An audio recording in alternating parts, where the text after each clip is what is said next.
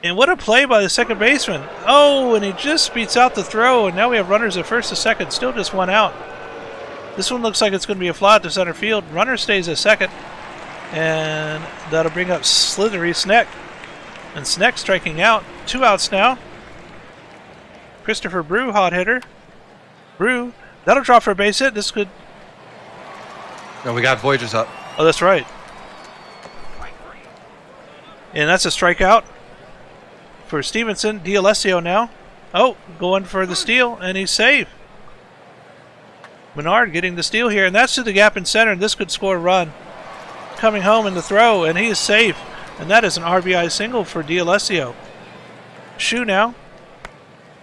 Shoe to the second baseman. And the 4-6-3 double play, and that'll retire the side, but New York gets one on the board. Top of the second we go. Christopher Brew now. Brew striking out, and that'll bring up Paulo Di Stefano Jr. Down the left field line goes Paulo, and this could be a double here. And he's going to come in standing up. And that is a runner in scoring position for Hamed with 1 out. Hamed, this is going to drop in front of the left fielder. Here comes Di Stefano Jr., and he's safe. And Hamed gets an RBI single, ties the game up 1-1.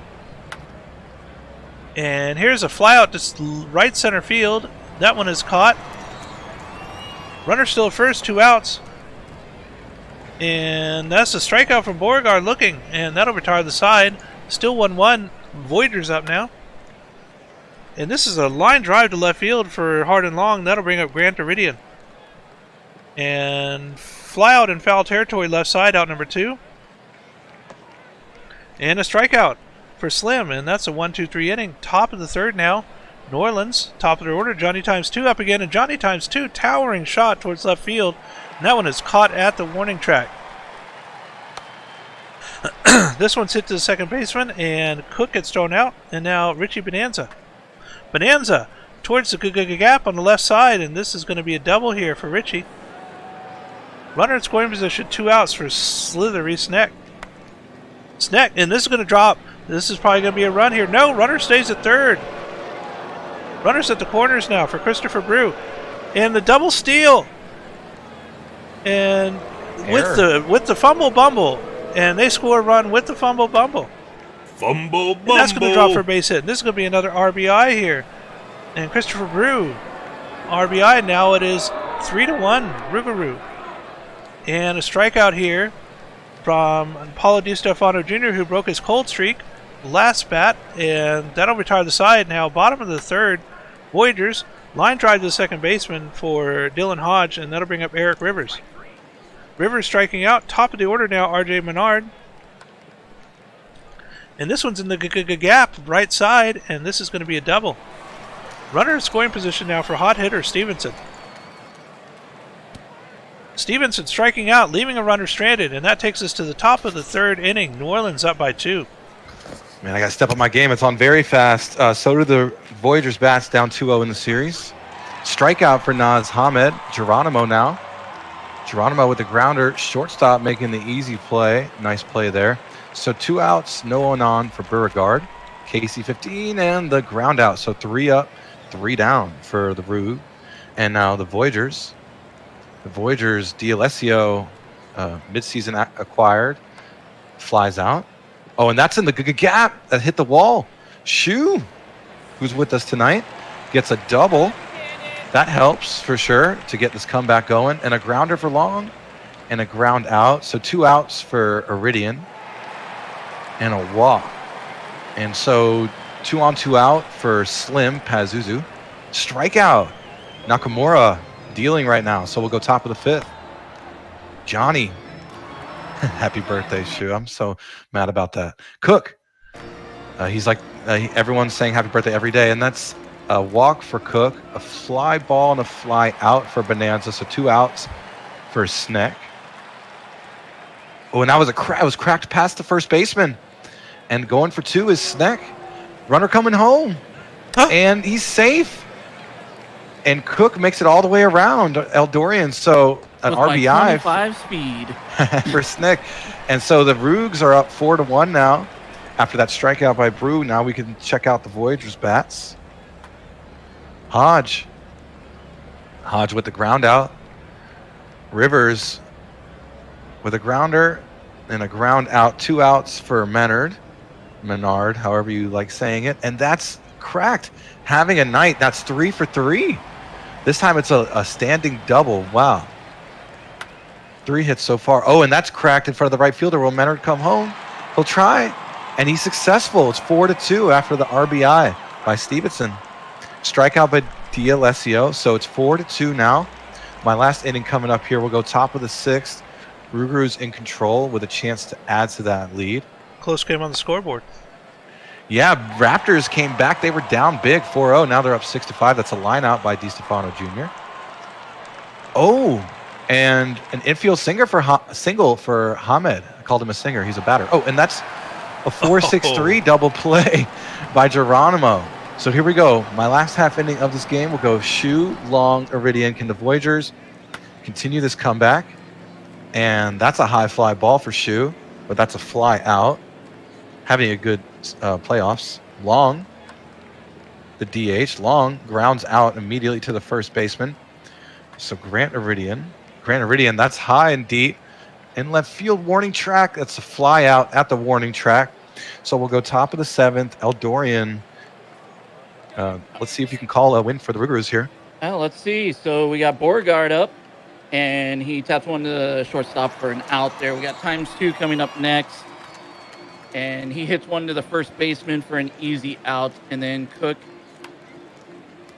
hits a pop fly to the shortstop, so nothing doing that inning. Rougarous are still up 4-2 with Barbados Slim coming up for the Voyagers with James Pleasant pitching, and he strikes him out. Dylan Hodge is up next, former Hepcat. He gets struck out as well with Eric Rivers coming up. Also strikeout is Pleasant just mows down that inning with Bonanza coming up for the Rougarou, who strikes out going up against Max Miller for the Voyagers there. Snake is up. He hits it top fly deep to the center field for an easy out. And Christopher Brew strikes out as we go to the bottom of the 8th. Rougarou is still up 4-2. Menard is having a heck of a day, but he strikes out against Pleasance. Jeez, all strikeouts for Pleasance. Stevenson coming up. He does not strike out. He hits it to the first baseman. With D'Alessio hitting one over the shortstop's head, gets a hit off Pleasance, stays at first for the single, and Shu comes up and hits it to the first baseman for the out. As we go to the top of the 9th, with the Rougarous still up 4-2. I wish it was 9-2. As Stefano pops it up to the center fielder Hamed, the second baseman, but he runs it to get the infield hit. But Geronimo looks like a double play. Voyagers have their last chance to try to get a win here. With Hardin Long getting a walk, that's not what you want to begin the game, or to begin the inning. With Iridian popping out to left field, runner stays on first. Barbados Slim, grounder to the second baseman, shortstop, and Rougarou win 4-2, while New York saying, we got you right where we want you. We reversed swept last time. We're going to try to do it again. Wow. All right, well, let's take a look here at the box score with the Rougarous winning 4-2, 10 hits to 7 over the Voyagers. New Orleans batting, looks like we only had a couple multi-hit games here. Slithery Sneck getting 2 hits and an RBI, and Hamed getting 3 hits and an RBI. Over on the New York side, 2 runs, 3 hits for RJ Menard, and looks like 2 hits and an RBI for D'Alessio. On the pitching end for New Orleans, Nakamura getting their first win of the postseason, McDougal their first hold, and Pleasance their second save. And for New York, Kevin Choate taking their second loss of the postseason, 1-2 now for Choate. And Hiro Nakamura is your player of the game. Nakamura, 5.1 innings pitched, 2 earned runs, 6 strikeouts, 92 pitches. All right, and that takes us to our next game, the Sloths and the Raptors, and we'll let Hummus get this one. Wow, what a crazy one, this one. Look at that graph. Looking like a crazy day for a day trader. Up and down, but the win goes to the Sloths 8-6, despite being out hit 7-10. So Raptors were able to string a lot of hits, not enough runs. 3 ribbies for Turtle. Definitely a clutch at bat there. Let's see if Turtle hit a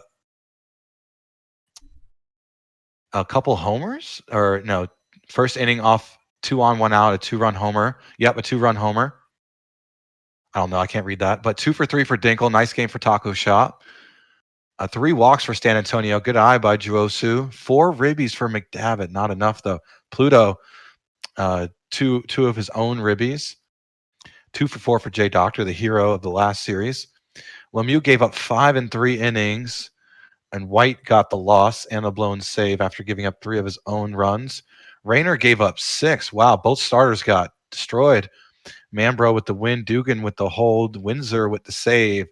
McDavitt in a losing effort. That's your player of the game. Those 4 ribbies just wasn't enough. Did everything he could. Everyone's like, oh, sell and hold, sell and hold. Good times in the chat. Love you guys. All right, so we're gonna update the banner here season. and give the GMs a minute to let us know if they have any changes for the next games. Mm-hmm. So let's see. This is now 2-1 Sass and 3-0 Orleans. There we go. Let me pull up my Discord over here on my other screen and see if there's any updates. None for me. None for Rougarou. All right. Can I show the stamina on our starters before the Huff plan? Okay. After simming in. Okay, so we'll go ahead and finish today and take a look at the Dillos pitching. And for the starters, we have for Mountain is 22% exhausted. And for Baron, 5% exhausted. So both exhausted here. Did you want to add a third pitcher or something, LGM?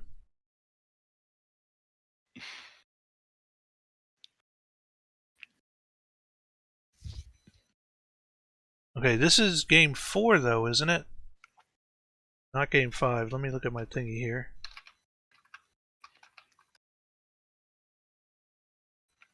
Oh, it is game 5. Okay, so you want to start Huff for game 5.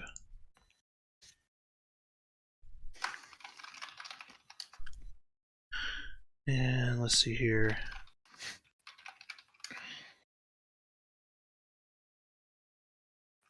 The GM's typing something. Let's see what they say. Kingpins have changes too, as you could probably see. But we're doing Dillos right now. And maybe it's me, but I don't see a player named Huff on the pitching staff here for the Dillos.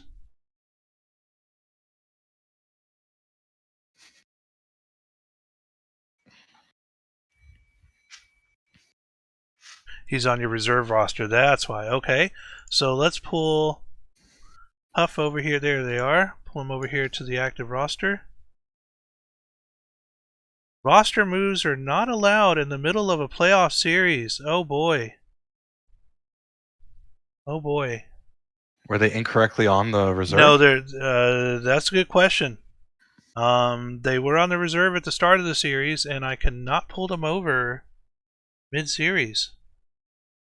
We might need some help here from Enoch and Person Man to see if there's anything we can do to get around this, but ouch. They're saying commish mode? Aren't you in commish mode? I should be, yeah. I'm logged in as a commissioner. It says Mr. Commissioner right up here at the top. Is there like a cap on how many people can be on the active roster? Well, they're at 20. Was that 26 right now? I don't think there is. I don't think there is either.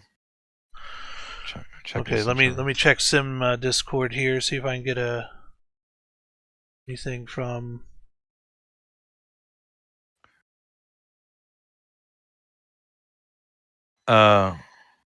26 is the max for active, so maybe drop someone. But the error message straight up said you can't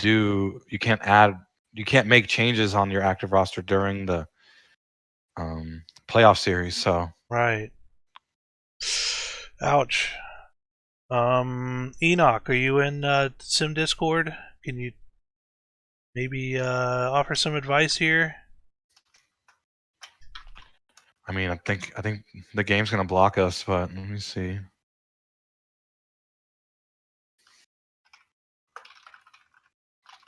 All right, while we're waiting on a response from that, let me go back over here and take a look at the sloths.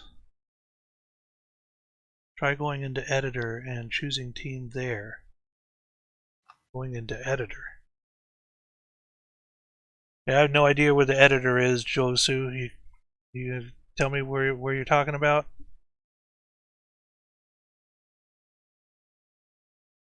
Oh, I see what you're saying. Okay, so yeah, let's try that. Go into Huff, editor, minor league, Dillos. Let's see if that fixed it.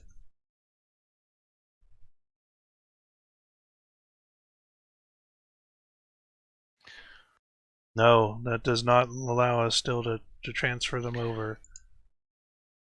Oh boy. Is there override settings?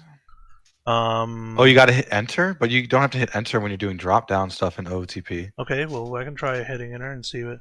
See, it still has no league selected, so we'll try that. Minor league, Dillos, enter, rosters, drag over, still same error. All right, let me look at Sim Discord, see if Enoch's.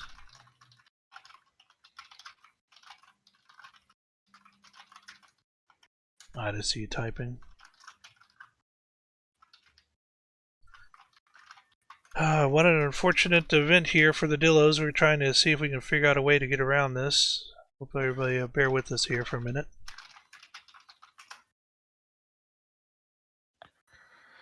Let's see here. Casey Phillips said something. While editing into players, there is a setting for on the playoff roster. Let's take a look. All right, let's go back to yeah.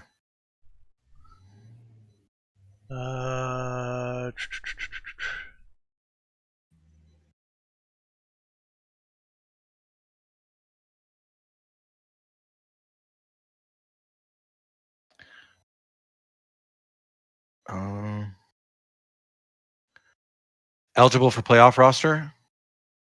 Did you see an option at there? the bottom left? There's a checkbox. Eligible for playoff roster. All right, let's try that. That is checked. We'll go back over here to Dillo's rosters. Drag over. Still not allowed. Still not allowed.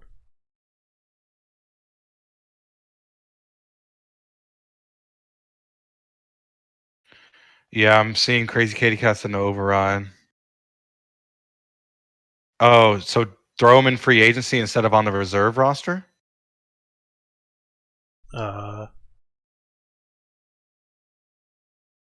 Let's try that. Put Huff on free agency? Yeah, through the editor, I guess.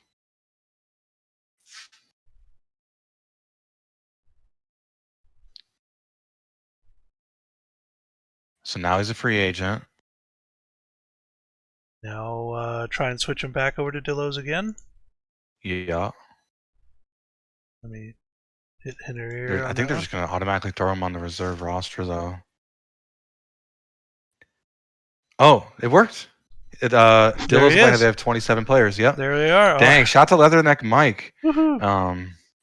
Everyone say thank you, Mike, in the chat. All right, so let me go back over here and look at the Dillos info again.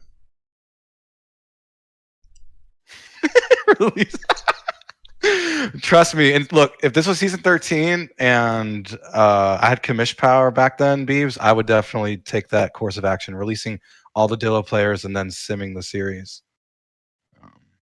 Too bad I was a few seasons too late for that. You should give Mike your money. Next question. All right, so LGM, does that look correct now? Any caps on pitching, max pitches per game, or anything like that? Any other settings you need me to switch for the bullpen?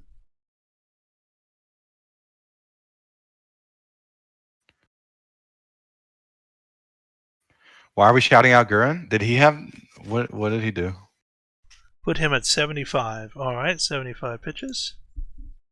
75 enter. There we go. Anything else, LGM?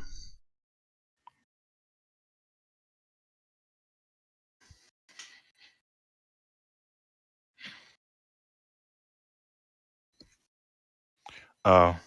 Yeah, well no thank you, Gurin. Nobody makes fun of the sim team. You gotta go through me. All right, so Dillos are good. Let's take a look here at the Kingpins. And Kingpins are saying swap Jacob and Picone. Swap Terry and Frank versus both sides. All right, so we'll go over here and pull up the Kingpins roster, looking at the lineups.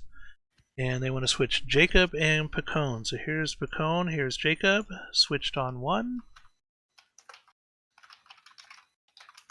Switched on the other. And now back to right-hand pitching, and they want to do Terry and Frank.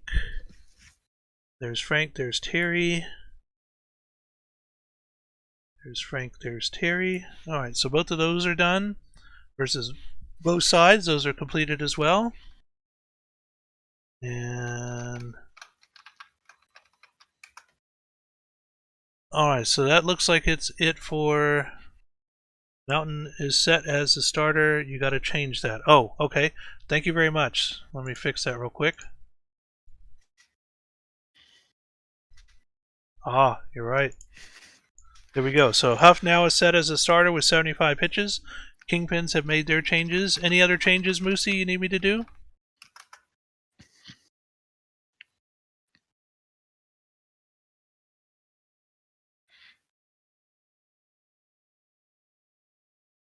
Okay, so both sides are set. Let me look here in the general channel. They have something going on in there. Alright, that looks good. Okay. Slots? Oh, it was a suggestion from Jirosu to never mind. Alright, so time's basically up. No other teams have put anything in for changes. So we're going to go back over here to the scores, and I'm going to do a quick save. Alright, so we have Minors game number 5 and Majors game number 4. So what do you think? 3-1 on the advantage here for Dillo, so elimination here. Maybe I think my favorite course of action here is to turn off BNN, do Sloths Raptors since we haven't seen it yet, then hop over to the minor league and do this one here. Yeah, and then hop back to the majors. So we're kind of like alternating. Okay. So we'll switch back over here to majors. Come over here and pull up the Sloths matchup and turn off BNN first off before we do anything else. Yeah, you're welcome, Jirosu. Thinking of you. I know it's really late where you're at, so I know you want to see your team. You've been on the stream for a bit. All right, well, speaking of that, let's take a look here at our lineups and pitchers for the Sloths versus the Raptors. Sloths right now leading the series 2-1. Ryan Rose is up for the Sloths, 0-1 record with a 6.75 ERA versus Bill Bisquick, 1-0 with a 3.60 ERA. Pulling up our matchups. There it goes. All Sloths everywhere, all the way down the line. Pitching, batting, everything. Sloths. So we're going to go ahead and get started here with John Camden, our first batter up. Let me just make sure this continued to stay off. It did. All right. And nice. Thank you for checking. Very clutch of you. We'll go ahead and shout out to LBG, the clutchest streamer in the game. No offense to anybody else. And turn off the out-of-town scoreboard here. The overlay's updated with the proper series, right? I haven't checked. I don't have Twitch up right this second. Let me pull it up. Are the Sloths up 2-1? Yes, they are. Chat, let us know if the series look good. Yeah, it looks good. All right. So we have one out here, and we'll get back started with the Sloths. Hot hitter Scott Poe. And Poe looks like he's going to fly out to right field. That is out number 2. And now McDonald. McDonald striking out looking. 1-2-3 inning. Boise up now. Steve Iso. Iso to the third baseman. Throws across. Gets the out. FR Fenreese. Fenreese striking out. 2 outs now for hot hitter Connor McDavitt. GM C-Mac. And C-Mac drives one towards the right field side, and that one is out of here. 400 feet. And that'll put the Boise Raptors up 1-0 over Out the of Sauce the early in park. this game. And this one's in the gap on the left side, and that'll be a base hit for Petra Sabor. And looks like we got a gifted sub from Musha 1983 for Scola PBE. Thank you very much, Musha. And that'll be a strikeout, and that retires the side. It is 1-0. And that will be a base hit into right field, and that puts a runner on. And here comes Christy Abbott.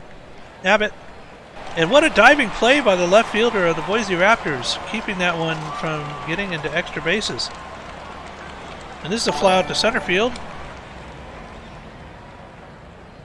And we got something else going on here. Miss Obvious is now following. Thank you, Miss Obvious. Runner first and second here. And a strikeout with 2 outs, and that'll retire the side. Bottom of the second we go. Boise up again. And this one's past the shortstop, and that will be a base hit for Chisenboom. Johnny Pluto now. And that is out, and Gurin Woodrow is now following. Thank you, Gurin. Welcome to the stream. And we've got a strikeout here. 2 outs now, and something else going on. This looks like a fly out to left field. Wombat is now following. Welcome, Wombat. Everybody following. These all people at are once. purposely doing this to get shout outs. I hate these people. I'm kidding. Yeah, we're going to strike out here. That'll be out number 1. This one's towards the center field, and that is a line drive caught. Scott Poe now. Scott Poe striking out, and that'll retire the side. Bottom of the third we go. Top of the order for the Raptors. Steve Iso to the third baseman. Out number 1. FR Fenreese. This is a towering shot towards left center field, and that is out number 2. And Dark Takuno, thank you for following. I forget whose player is that, Dark Takuno. That's AJ887. That's right, AJ. Vandals GM. Dark was following. His finger slipped. He swears. All good. Want me to take the top of the fourth? Chip, go for it. Yeah, so we got McDonald striking out here in the top of the fourth. Turtle's up to bat, and he hits a shortstop, throws out to first base. 2 outs with Abbott up. And Abbott hits it to the left field for what looks like a single.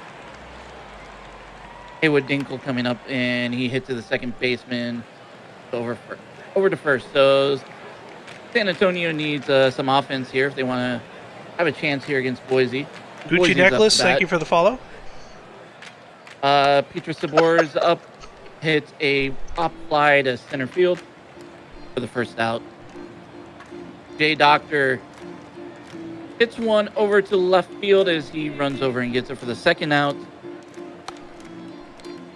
Boom hits it to the pitcher for the third out. So San Antonio comes up in the top of the 5th for a chance to try to tie the game here. But San Antonio strikes out against Bizquick. Khan also strikes out against Bizquick. And Matada hits one to center field, right in between the second base and shortstop for a single. And Camden strikes out in the top of the 5th. As we go to the bottom, Boise coming up with Johnny Pluto. Hits it to the third baseman for an out. Beauchamp, I think that's how you pronounce that name. Probably not. Pops one up to the shortstop. Beecham, thank you. Beecham. Tuplan pops one up to the center field. So we're going to the top of the 6th. San Antonio still looking for some offense here. We got Mac Arian pitching now for Boise as Scott Poe strikes out. McDonald hits one to center field, plays in there for a single up the middle, and Tomato Turtle hits a pop fly to the left field, as that will probably keep the runner there at first with 2 outs. And Christy Abbott hits one to right field, but he lays out Wow. for the third out in the top of the sixth. We go to the bottom of the sixth. Boise trying to increase their lead here. Moose Cop, thank you for the follow. Ryan Rose still pitching against Steve Iso, who strikes out. Finn Reese comes up to bat as he hits one to the third baseman, who throws it to first for an easy out. McDavitt gets a walk with Peter Sabor coming up and hits one to center field. As this looks like a pitching duel here as we go off to Helmuskad, picking the top 7. Here we go, letting the commish finish off these wild games. I appreciate you guys. Oh, and that's over the second baseman past them for Haywood Dinkle. Taco Shaw, who I thought was with us, maybe not. San Antonio, who's definitely with us, strikes out. Now Khan strikes out as well. Matthew Paul, who is clamoring for reliever of the year, has a good chance for sure. And that's a fly ball and a fly out for Acuna Matata. So we'll go Jay Doctor, who you know is the hero of Game 5 of the last series, Kaizen Boone, and Johnny Pluto.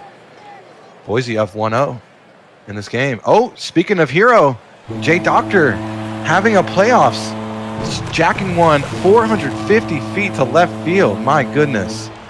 Making the ball game 2-0. Wow, a solo shot to the parking lot, and that's a strikeout for Kaizen Boone. To the moon, right. That was definitely to the moon. Hold the line. And that's a strikeout for Pluto. 2 outs for Beecham. And a walk, a 2-out walk for Beecham. Oh, a low ball for Toot Blonde, Big Titty Smitty. A pop out. So we'll go Slots now, top of the 8th, down a couple runs.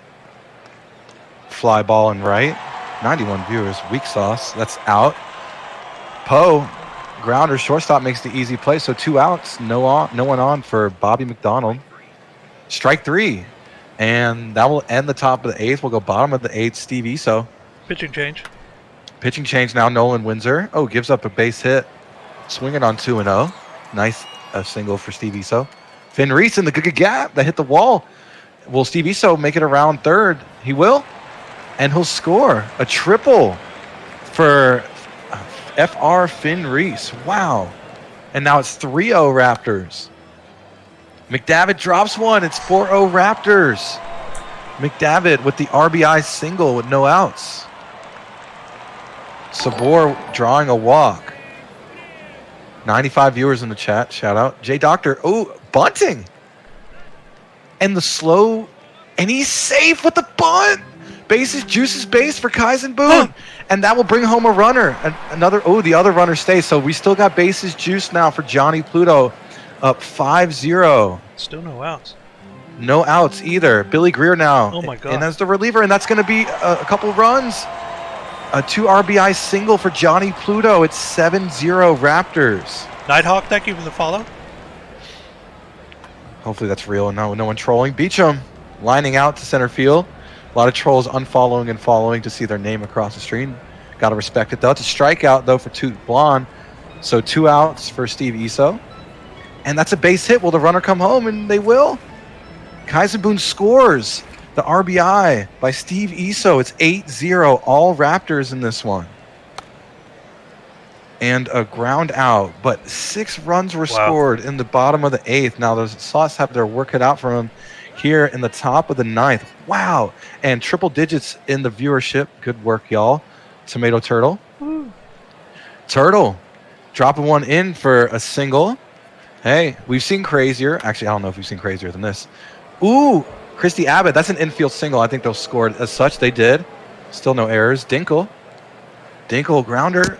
They turn 1, but they don't turn 2. So runners on the corners now for San Antonio. MVP candidate. Grounder. The 4-6-3 double play, and the Raptors win. Wow. In a blowout fashion, the Raptors tie the series up. Right? Yeah. Mm-hmm. 2-2. Wow. So we got a tied series here. All Raptors in this one. A lot of multi-hit games. Dr. Kaizen Boone, Iso, McDavitt, as well as Turtle and Abbott from the slot side. We'll check out the pitchers. A lot of ribbies around the town for the Raptors. Shutout. Wow, a team shutout, starting with Bisquick, then Arian, Paul, and Wohler. Rose gave up only 2, but takes the loss anyway. Bisquick gets the win in player of the game honors. No runs given up in 5.09 strikeouts. Only 1 walk. Bill Bisquick, season 13, legend, helping his team tie the series up. So we got a good one here, folks. Stay tuned. Got a lot of good games ahead of us in this one for sure. All right, let me go At most 3 left. update this one here. There we go. Now, do we want to go? All right, my suggestion, don't have to follow it, but jump back to the minors to see if that series ends, to watch that one, and then jump back to this elimination game for Rougarous Voyagers as well. All right. So we'll go ahead and do Kingpins and Dillos now then. Kingpins... See if changes. Well, it's I guess still they the had same time. day, yeah. Let me check. Just to be sure, but I think it's still the same sim day, so we shouldn't have any updates here. Working here on a Thursday night. Shout out to LBG. Tiny players, no. But Tahini Classic, I'm down for part of one of the games to pay homage to you, Beebs. Once we get that going this off season, to maybe the first inning of a game, go tiny players, big balls. All right. Well, looks like I don't see any changes. We did finish out for changes earlier, still in the same sim day. So we're going to go ahead and get started here with Kingpins and Dillos. Kingpins down 1-3 in this series. Dillos with the advantage here. We have Tony Gunk for Chicago, 1-1 with a 10.00 ERA versus Freddie Huff in their first. Wait. Oh, we got. No, keep going. Okay. But don't start the game. All right. You can. Sorry. Did you want to do a prediction or? Yeah, we're gonna do a prediction, but you could. Okay. Show the lineups and everything. All right. Huff 0-0 with a 10.80 ERA. So both pitchers here with a 10 ERA. Looking at our lineups, we've got Dillos with the advantage now, 4-3, 2 ties, and Kingpins with the advantage at pitching. Yeah, so we're gonna go over under 17.5 hits occurred for both teams total. I'll put how many total hits will occur in this game. Over 17.5, under 17.5. I like doing these like stat props for those who aren't invested in either team, just here for the good time. So I'm gonna hit start. You got 1 minute. We're doing a hit bet over 17.5, under 17.5 hits. You got 1 minute to get it in.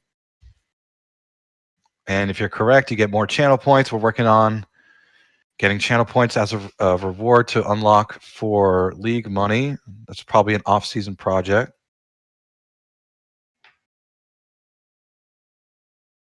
But for now, just know that that's coming. So bet wisely.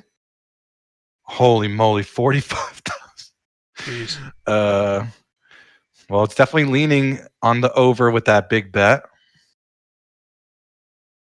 79-21 so far. Yep. We got 15 seconds. It will close. So get your bets in. Still leaning on the over. About, I can't do math, 60,000 or so. Almost 60,000 points wagered, which is a lot.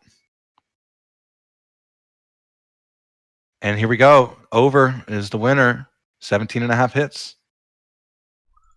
All right, well, let's get started here then, and we're going to go with Chris Jacob starting us off for the Kingpins.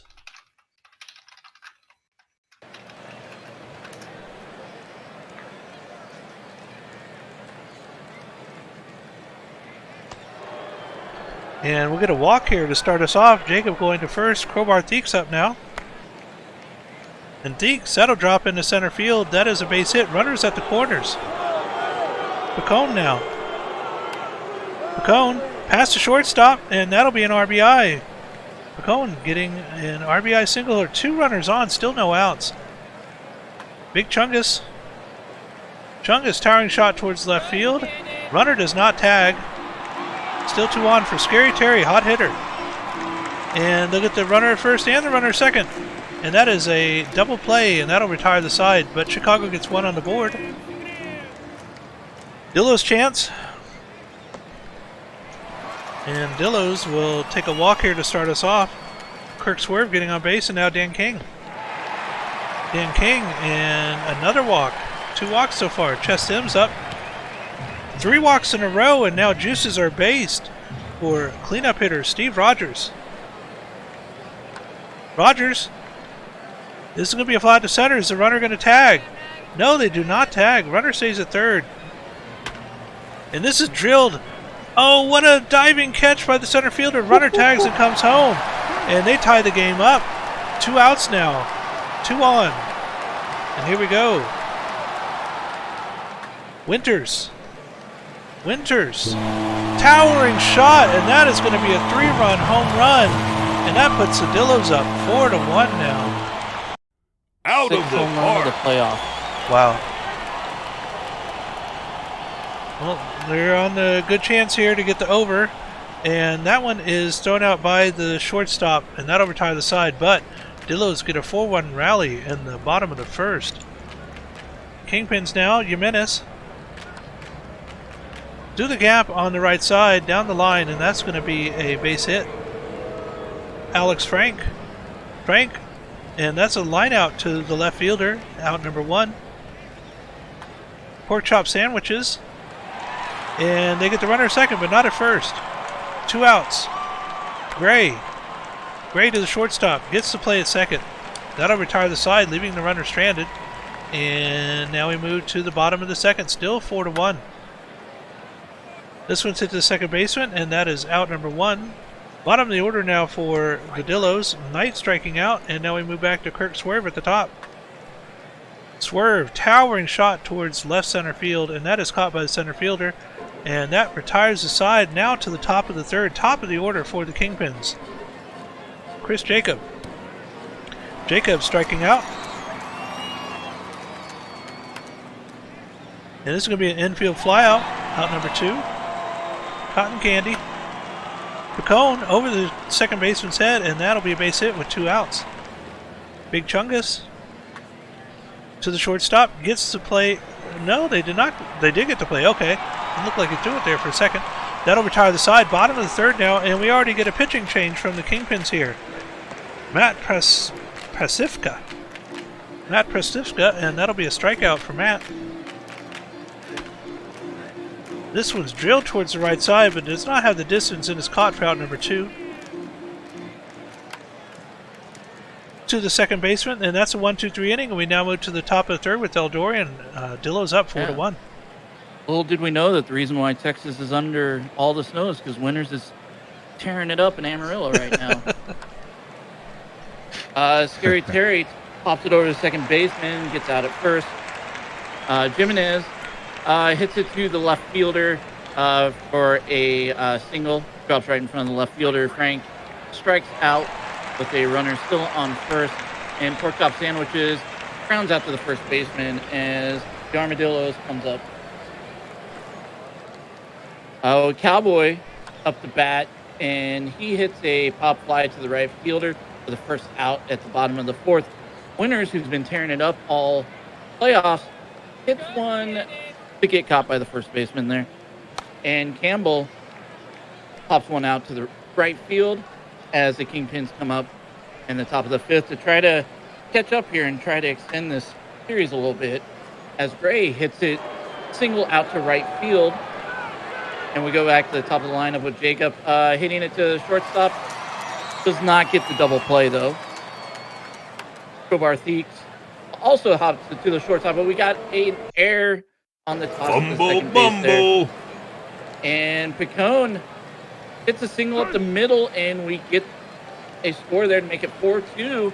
Chicago with 2 runners on and 1 out with Chungus up the bat, who hits it also to center field. Kingpins with loaded bases with Scary Terry coming up. 1 out. He hits it to center field. This might be far enough to score on. And it is. So 4-3 with also the runner advancing in third. We got runners on the corner with 2 outs with Jimenez up. But he hits to the shortstop to the second baseman. That exchange was good. Kingpins coming back, but Dillo's up to bat right now. Hickomb hits it to the second baseman for an out. Knight to the shortstop first for the out. And Swerve hits it center field and gets a base hit. King comes up to bat and he hits the second baseman for the third out. In the bottom of the fifth, Kingpins come up in the top of the sixth to see if they can tie it up or maybe get a lead here. As Frank comes up to bat and walks, and Pork Chop Sandwiches comes up and he hits the third baseman. This could be double play, but it won't be as the second baseman won't get it to first. We still have a runner on first with 1 out. Gray comes up and strikes out. Back to the top of the inning, Jacob comes up, strikes out. As we go to the bottom of the sixth, Billow's still up 4-3 as Sims hits it to the center field for the first out in the bottom of the sixth. Rogers hits a little ground ball to the pitcher, and he's out at first. Cowboy hits one. That's gone. That's out of here. Cowboy gives the Dillos a 5-3 lead in the bottom of the Out sixth. of the park. As hot hitter Winters comes up and hits a little grounder to short, but he can't run it out. As we go into the top of the seventh with the Dillos up 5-3, Hummus God. Here we are, top of the seventh. Wow, we got a great one on our hands. Can the Dillos walk out champions from this one? That's a fly out for Theeks. Vinny Picone getting another hit. That's 12 on the game, inching closer to that bet. Chungus and an infield single after the first baseman picks it up. 13 hits now. Scary Terry, here we go. Action for the Kingpins. Bases juiced with 1 out for Jimenez. Jimenez striking out, looking. Homura Fuji coming in to relieve the Dillos. And a grounder. Frank and Fuji gets the Dillos out of that jam, keeping the World Series hope alive here in this one. In Game 5, we'll go Davis Campbell. Dillos. Left field wall. Dillo. Sliding in for a leadoff double. Helping that playoff average for himself. Hickams striking out, excuse me. Knight now. Knight moving the runner over, but it grounds out. Swerve. Deep in right field. It's gone. The Dillos in control. Looking at that trophy. They won it. Out of the park. Swerve having a playoffs. Wow, 408 feet. The Dillos trying to reclaim that trophy that they've done many times. Pitching and change. A fly ball for pitching change now. Scoochie Dart, thank you, LBG. And that will end the bottom of the seventh, but 2 runs come across for the Dillos. 1 step closer to that trophy. A grounder for Sandwiches, grounding out. Gray gets a base hit. Drops it in right field for a blooper, so Chris Jacob striking out. Fuji still in. And that's a base hit for Theeks. Make that the over. That's 18 hits. Congrats on everyone who bet the over. And a slow roller. And that will end the top of the 8th. The Kingpins in a bad spot here. Dillos looking to add to their lead. Ches Sims grounding out. Steve Rogers also grounding out. First baseman stepping on the bag. Cowboy, who had that towering homer, gets another hit, so make that 2 for 3 with 2 ribbies for Cowboy. Winters, who we know had that 3-run blast. The ground will get the fielder's choice out. So here we go. Last chance. Scotty Omega. And that's a line out for Chungus. Terry striking out. Final out of the World Series potentially, unless the Kingpins can pull off this comeback. Jimenez with everything on the line. 2 outs. Top of the ninth. The World Series. The grounder. The ground out. And that will do it. The Dillos are your season 23 champions of the minor league PBE. Dillo all over the chat. We'll be seeing that screenshot of Dillo in the chat seasons from now. And wow, the Dillos again, minor league champions. Season 23. Congrats. The Drinkies Castillo Dome is the lucky spot. But look at that graph. It started, Kingpin scored first. They drew first blood. Then the Dillos jumped out and scored 4 on the bottom of the first and really just never looked back. That was it. The over hit, so I'll go ahead and score that after this box score. But look at that. Kingpins did everything they could, just left a lot on base. 28 base runners left on base. So good hitting, but not timely hitting. is why the Kingpins end up losing Game 5, and the Dillos are your champions. Swerve had some big at bats, and Winters, wow, that was a big one as well. Bacone did everything he could, 4 for 5 with 2 ribbies, really put his team on his back. Jimenez 2 for 5 as well, 2 for 4 for Gray. Huff with the win, Gunk with the loss. Bunbury and Fuji both got holds, and Scotty Omega with the save. But the player of the game, of the clinching game, is Kirk Swerve. Congrats to the Dillos, much deserved. Shout out to LGM and DG and the rest of your locker room. You should be happy right now. Champions once again. I believe Winters won the MVP. Yeah, he did. Cedric Winters, it's cold out in Amarillo. Winter season, gets series MVP. Once again, congrats to the Dillos. Cowboys snubbed as MVP. I'm kidding. 3 home runs, 10 RBIs. Yeah, that will definitely do it. Wow.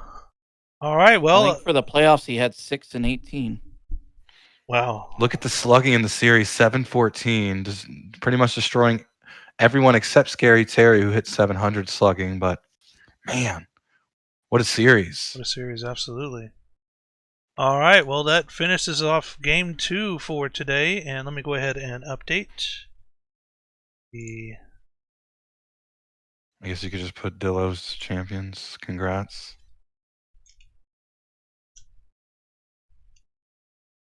Then I think coming up next will be the Voyagers and Rougarou Game 4.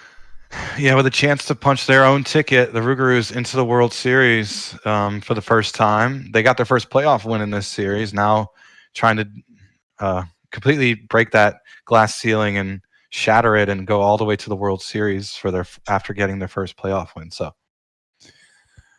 All right, well, it takes us now to our next game, and we'll go ahead and move back over here to the majors. And we have the Rougarous and the Voyagers. Rougarou up 3-0 over the Voyagers. And looking at our pitching here, we have for New Orleans, Coco McQueen 1-0 with a 0 ERA versus Reginald Seabart 1-2 with a 5.19 ERA. Do you want to do a prediction for this one? Yes, thank you for reminding me. 2.5 homers. Sure. Sounds good. All right, let's do it. Oh, I didn't choose outcome. It was the over. Congrats. Let me choose that. I'm going to give myself a little credit. It was pretty close, if I remember correctly, of the 17.5. So we'll go ahead and do how many home runs will occur in this game. Over 2.5, under 2.5. Should be a good one. Yeah, we'll go ahead and start the prediction. You got 1 minute to bet either over 2.5 homers hit in this game combined by both teams or under.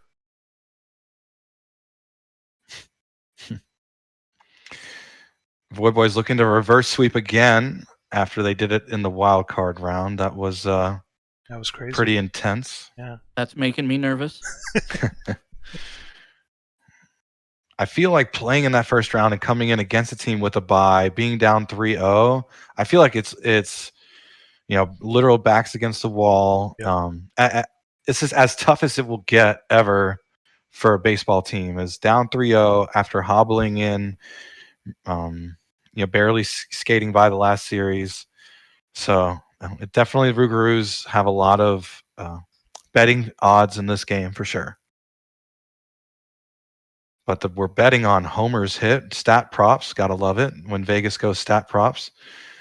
Over gets the win. 74% of bettors bet the over on over 2.5 homers. So you're rooting for action in this one. All right. Well, we're going to go ahead and get started here. Looking at the lineups, we have 5 for the Voyagers, 4 for the Rougarou, and advantage here with Reginald Seabart with an 80 overall versus 73 overall for Coco McQueen. And our first batter is going to be Gustave Beauregard. Here we go.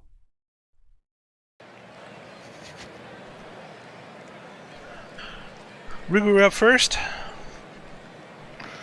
Pitcher comes set. And this one is, what a diving catch by the left fielder to start us off here. That is out number 1. A strikeout for DiStefano Jr. and now Christopher Brew. Brew to the first baseman, runs over, makes a tag, and that is 1-2-3 inning. Voyagers up now, cotton candy time. And a walk here for Menard, and no hot hitter Stevenson. Stevenson, this is going to be over the shortstop's head. Runner going to third, and he's safe. And we have runners at the corners now. D'Alessio, and they're going for the steal. And now we have 2 runners in scoring position. Still no outs. D'Alessio, and now he juices base with the walk. Shu coming up. Shu through the gap on the right side. This could score 2. One's coming. No, runner stays at third, and that is an RBI single from Shu. Hard and long now, still no outs. Hard and long striking out number 1. Grant Iridian. Iridian, line drive, sliding catch by the left fielder. And they try and go for the runner at first. Still juices base. Over the second baseman's head, this is going to score 1. Runner stays at third. And it is now 2-0. And through the gap in center, this could score 2. Here comes 1, here comes 2, the throw. And he's safe, and just like that, the Voyagers are up 4-0, bottom of the first. This one grabbed by the first baseman, runs over, makes the play, but the damage is done. Voyagers get 4. And now we move to the top of the second. New Orleans is going to need to respond here. Middle of the lineup, Bonanza up. Bonanza through the gap on the right side, and that's a good start for New Orleans. Runner at first, no outs for Geronimo. Geronimo through the gap on the left side. Runners at first and second, no outs. New Orleans trying to respond here. This is in the gap on the right side. This could score 2. Here comes 1. Runner stays at third. 2 runners in scoring position. RBI for Slithery Sneck. Cook now. Cook towering drive towards right field. But it does not have the distance. It is caught. Runner tags coming home. And he's safe. New Orleans putting 2 on the board. 4-2 now. To the gap. This is going to be a 3rd run scored. And that is going to be an RBI single for Johnny times 2. Nas Hamed. Johnny times 2 going for the steal. Easily gets in. Now in scoring position. Hamed will take the walk. 2 runners on now. 1 out. Still just 1 out. Top of the order, Beauregard. Beauregard, left side. Towering shot. And that is out of here. 397-foot home run for the New Orleans Rougarou. And they put up 6 now in the top of the second to respond. What even is this game? Diving catch by the left fielder, out number 2 finally. And a strikeout looking for Christopher Brew. But New Orleans gets 6 on the board, and we now move to the bottom of the second, top of the order for the Voyagers. R.J. Menard. Menard, diving catch by the left fielder, out number 1. And another diving catch by the left fielder. That left fielder, who is that? That is Johnny times 2. The great defensive plays, and that's going to be over the shortstop's head for a hit with 2 outs. Tying run at the plate here. And this is a towering shot towards right, but it will not have the distance. That is caught, retiring the side, leaving 1 stranded. Top of there we go. New Orleans still up by 2. Middle of the lineup, Richie Bonanza now, number 4 hitter. And this will be a fly out to center field, out number 1. Geronimo. And Geronimo, this is in the gap on the left side. Geronimo going for 2.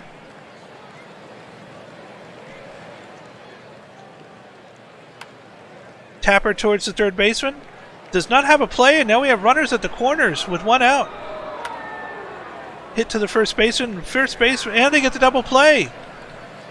Double play, what a double play there to get them out of the inning. Bottom of the third now we go. Voyagers up, down by 2. Leadoff strikeout here from hard and long. Grant Iridian now. Iridian, towering shot towards right field, but does not have the distance, is caught, out number 2. Barbados Slim. Slim strikes out. That'll take us to the top of the 4th.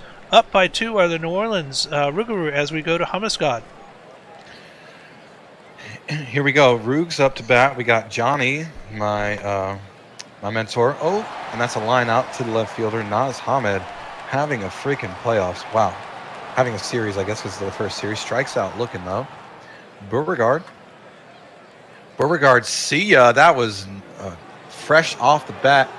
A no Out doubter of in the right park. field. Make that 2 homers. Over betters. Feeling good. It's the second homer of the game. Yep, second homer of the game. Oh, it looks like Casey Colby got your first bet in, and that strikeout will end the inning, the half inning. Hodge will strike out to start us off, bottom of the 4th. Rivers draws a walk. Menard. Oh, and the they call that the hit and run.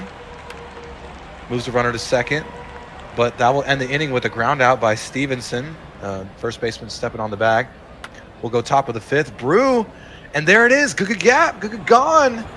Over. Out of the park. Hits, and the Rougarous one step closer from sweeping. But wow, Chris Brew, a no doubter. What a run. I'll score that when I'm done broadcasting. Sorry, y'all, when it's Eldorian's turn. But that's base runner, and now 2. Oh, and runner moves to third. No outs. Phil Graves pitching. Grounder. And the 4-6, but not 3. And another run scores. It's 9-4 Rougarou. And the stolen base, he's out. Thrown out. Nice work by Slim, and a ground out by Cook. But 2 runs come across for the Rougarous to over on homers hits. Don't forget, I can't forget to score that. D'Alessio, fly ball, fly out, and New Orleans so nervous right now, trying to make the World Series, and that's in the good gap for Shu, trying to keep his team alive here, down 3-0, trying not to get swept. That's a double. Long now. Long, another base hit. That will bring Shu home for sure. Long looking for 2 and does get a double. And the score now is 9-5. Sounds like my day-to-day. Iridian. Infield single. Runners on the corners. Grounder, and the 5 and the 4, but not the 3. And so it's 9-6 now. Only 3-run differential here. After that ribby by Slim and a fly out by Hodge. We'll go top of the 6th. Johnny ×2 having a series. And that's in the left center good gap. High and caught for the out. Hamed. And that's a ground out for Hamed. So 2 outs for Beauregard. And a 2-out walk. So here we go. DiStefano Jr. DiStefano Jr. grounding out. So we'll go bottom of the 6th. Can the Voyagers continue this comeback? Down 3 runs. Rivers popping out to the second baseman, RJ Menard, drawing a walk. Pitching change. So, pitching change, Aiden McDougall in. Oh, and Menard safe at second with the stolen base. So now in scoring position, that's a strikeout though by Stevenson. So can Izzy bring home Menard? And the grounder, Izzy's fast, and he's safe. So runners on the corners for Tom Shu. That's a fly ball, but it's going to be caught for the 3rd out. We'll go top of the 7th. The co-GM of the Rougarous may be able to help punch their ticket in the World Series with this call. We'll see. Top of the 7th here, Rougarous up 9-6. As Brew strikes out, Bonanza comes up, hits a tapper to the shortstop for an easy out there. 2 outs, Geronimo up, and he strikes out. So the Voyagers coming in the bottom of the 7th, trying to do something here with Hardin Long coming up. Ed Barker in to pitch as Hardin Long hits it to the left fielder for the 1st out. Grant Iridian hits it over the first baseman for out number 2. And Barbados Slim blasts one over the left field wall to make this game 9-7. Voyagers are now within 2 to try to Out of the park. Putting a stamp on that over. Yeah, as Hodge hits it to the first baseman for the 3rd out. As we go to the top of the 8th, Rougarous need maybe some insurance runs here. Snake comes up against Tokiyami, and he hits it to the second baseman for an easy out. As Cook grounds out to the third baseman, ×2, strikes out. As we go to the bottom of the 8th, Rivers strikes out against Barker.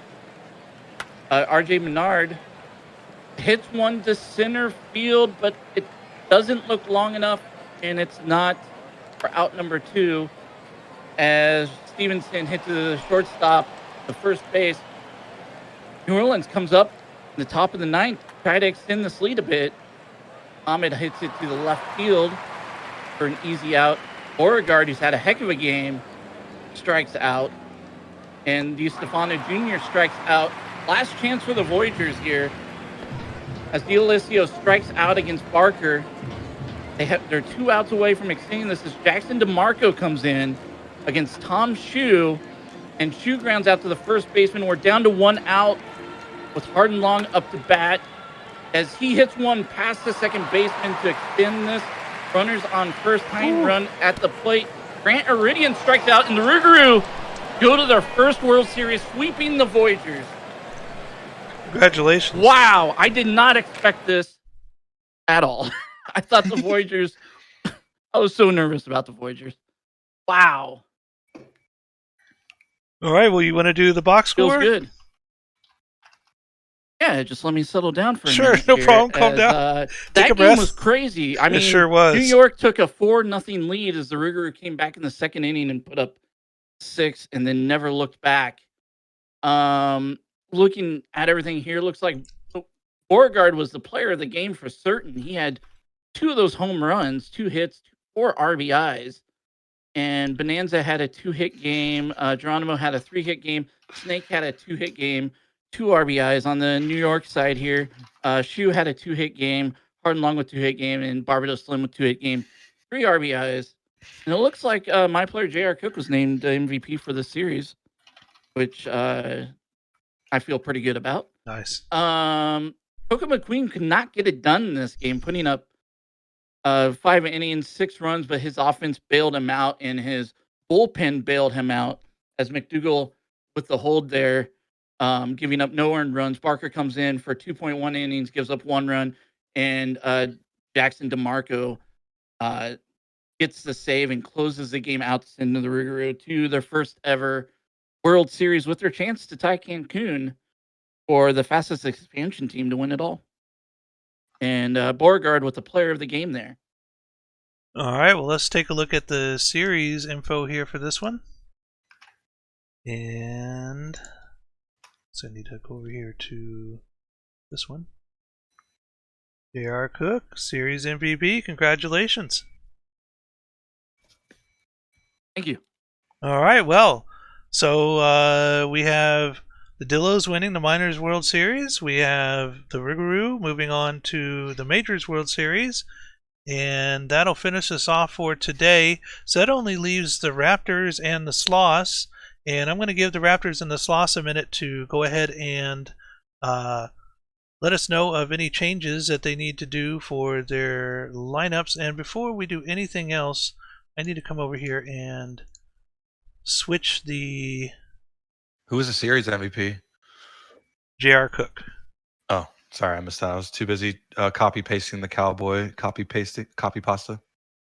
And League Events list, I need to go ahead and change all this.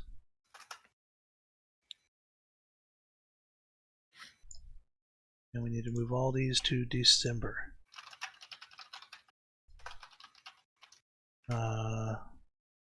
Sure, I do not hit that delete button there. December. Save.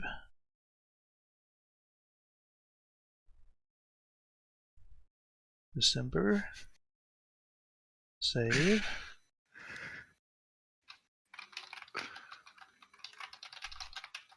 December. Save.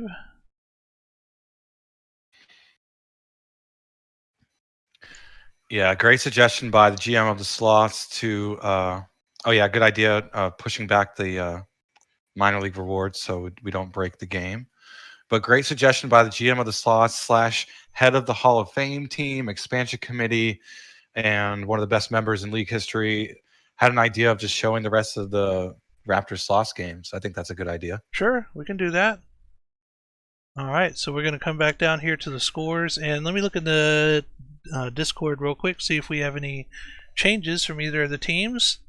I do not see any updates from either the Sloths or the Raptors, so I'm going to assume you're both okay with your setups for this next game at least.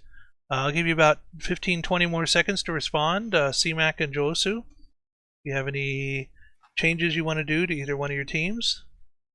I'm looking.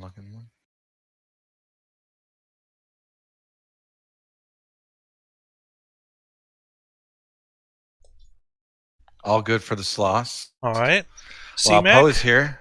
Poe can't hear me. He doesn't watch streams with volume on. So, Poe, you smell like urine and take a shower. Poor Poe. All right. Well, it looks like nothing from the Raptors and C-Mac. I'll give them 5 more seconds.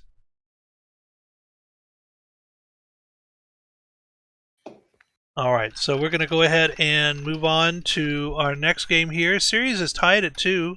We have the Sloss and the Raptors here. Bobby Daring for San Antonio, 1-0 with a 2.84 ERA versus Brent Lomu in their second start of the series, 1-1, 6.98 ERA. Series is tied at 2. We're going to pull up the Or do a prediction. matchups. What are you guys thinking? RBIs. Maybe run scored? Run scored, RBIs, something like that. RBIs is going to be hard to keep track of. I think run scored. Sure, run scored sounds good. All right. Maybe I'm trying to think. Maybe over under like 10.5. 9 runs. 9 runs. 9.5. Sure. What is Eldorian? Is Eldorian probably left because his team won? I didn't even look at that. No, he's still here. No, I'm still here. Sorry, I was celebrating with my team. So No problem. I wasn't paying too much attention. So what do you think? 9.5 or 10.5 runs scored for over under? 9.5. 9.5. All right, sounds good. All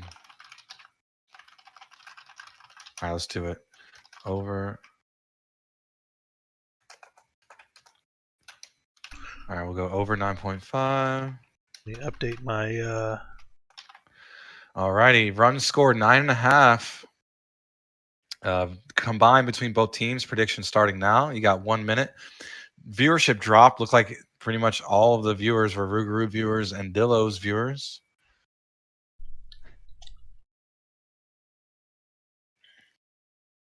This should be a good one. Tied series 2-2. So at most 3 games left to stream tonight. Shout out to LBG. Wow. 40,000 on looks like the over. Yeah. Oh, and the under. Wow. Okay, now it's swinging back. Where's Super TARDIS, our auctioneer? Under 9.5. Wow. 98%. Rooting for a pitcher's duel.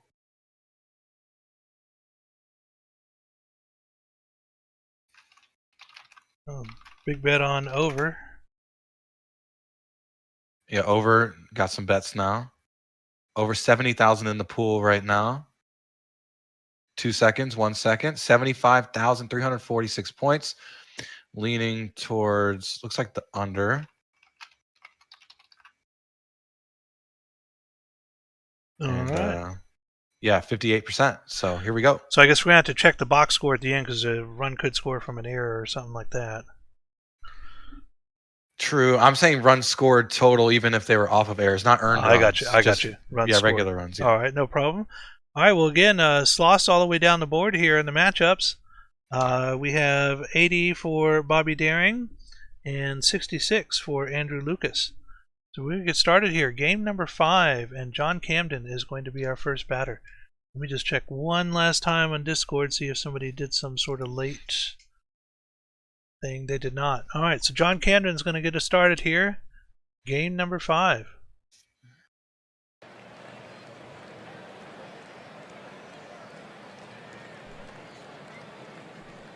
Playing in Boise. And this is going to be a fly out towards right field for out number 1, and that'll bring up Scott Poe. John Camden, Scott Poe. was set to start instead of Lucas. I have no idea what's going on. We're just riding it out. Yeah, I mean, you didn't do anything. Big Titty Smitty asked, but sorry, didn't mean to cut you off. Well, Lomu started the last game. Right. So it would be game 1 and 4, and then game 5 would be pitcher number 2.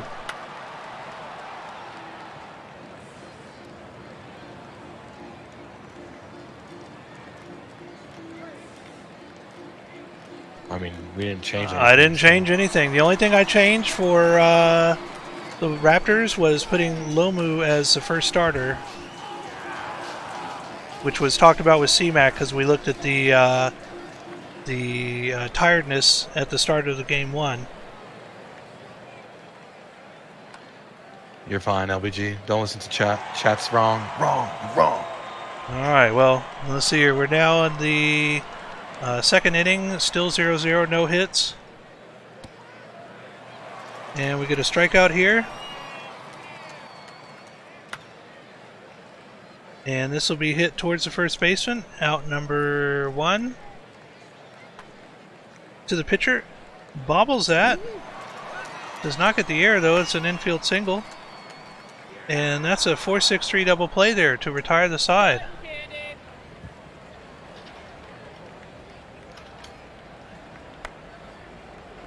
And that's to the gap in center, and that's going to be a leadoff base hit here for San Antonio. Khan striking out. Now Kuma Matata. Matata. And 2 runners on now, and that is a strikeout top of the order, John Camden. Scott Poe now. Catcher grabs that one, makes the play at first, and that'll leave 2 runners stranded as we now move to the bottom of the third. Boise up, still 0-0.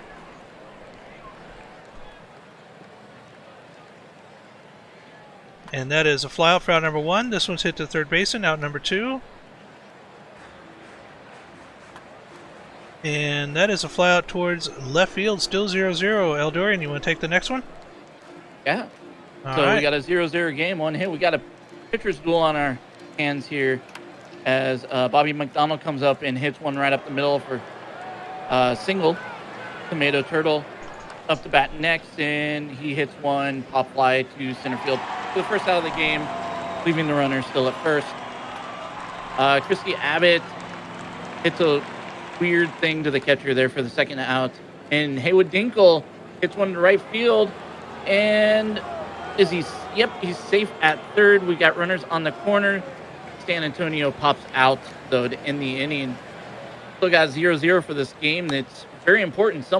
Whoever wins here gets a huge advantage as Finn Reese hits a single to right field. McDavitt all the way gone to give Boise a 2-0 lead in the bottom of the fourth. McDavitt hits that over the right field fence. Sabor hits one to right field as well for a single as Jay Doctor. Did he bunt? Looked Was like that he a did. sacrifice bunt? Yes, it was. Yeah, advances the runner to second. Oh. Heisenboom gets hit by the pitcher. Does not like being bunted on, guys. Pluto, though, strikes out with runners on first and second. Beecham hits it to the second baseman for the third out with Boise up 2-0 as we go to the top of the fifth. Antonio's looking to do something here as I have no idea what just happened. The runner got on first, then picked off. Anyway. Yeah. We got 2 outs. Camden comes up and hits a little blooper to the pitcher as he rushes over and gets him out at first. Boise with 2 plan. Hits it to the center fielder who dives out for the out. Steve Iso hits the shortstop. Throws him out at first for the second out. And Finn Reese hit to the first baseman who tosses to the pitcher for out number 3. San Antonio up in the top of the 6th needing to do something here. Scott Poe hits a single out to right field. Bobby McDonald hits it to center field for the out, leaving Poe stranded at first at the moment. Tomato Turtle pops it up to the third baseman. Wait, did he drop it? He dropped it. We got an error. Runners on first and second. They didn't score it. They didn't score it as an error. It should have been an error, in my opinion. Yep. Dinkle strikes out, though, for out number 3, as San Antonio wasn't able to do anything with that error as Boise comes up with McDavitt. Pops it up to center field. Sabor hits it out to right field for a single as J Doctor had a pretty good series, comes up and he hits it. He hits it gone. Boise with a 4-0 lead in the bottom of the 6th, looking to go up 3-2 against San Antonio. Can the number 6 seed upset the number 1 seed?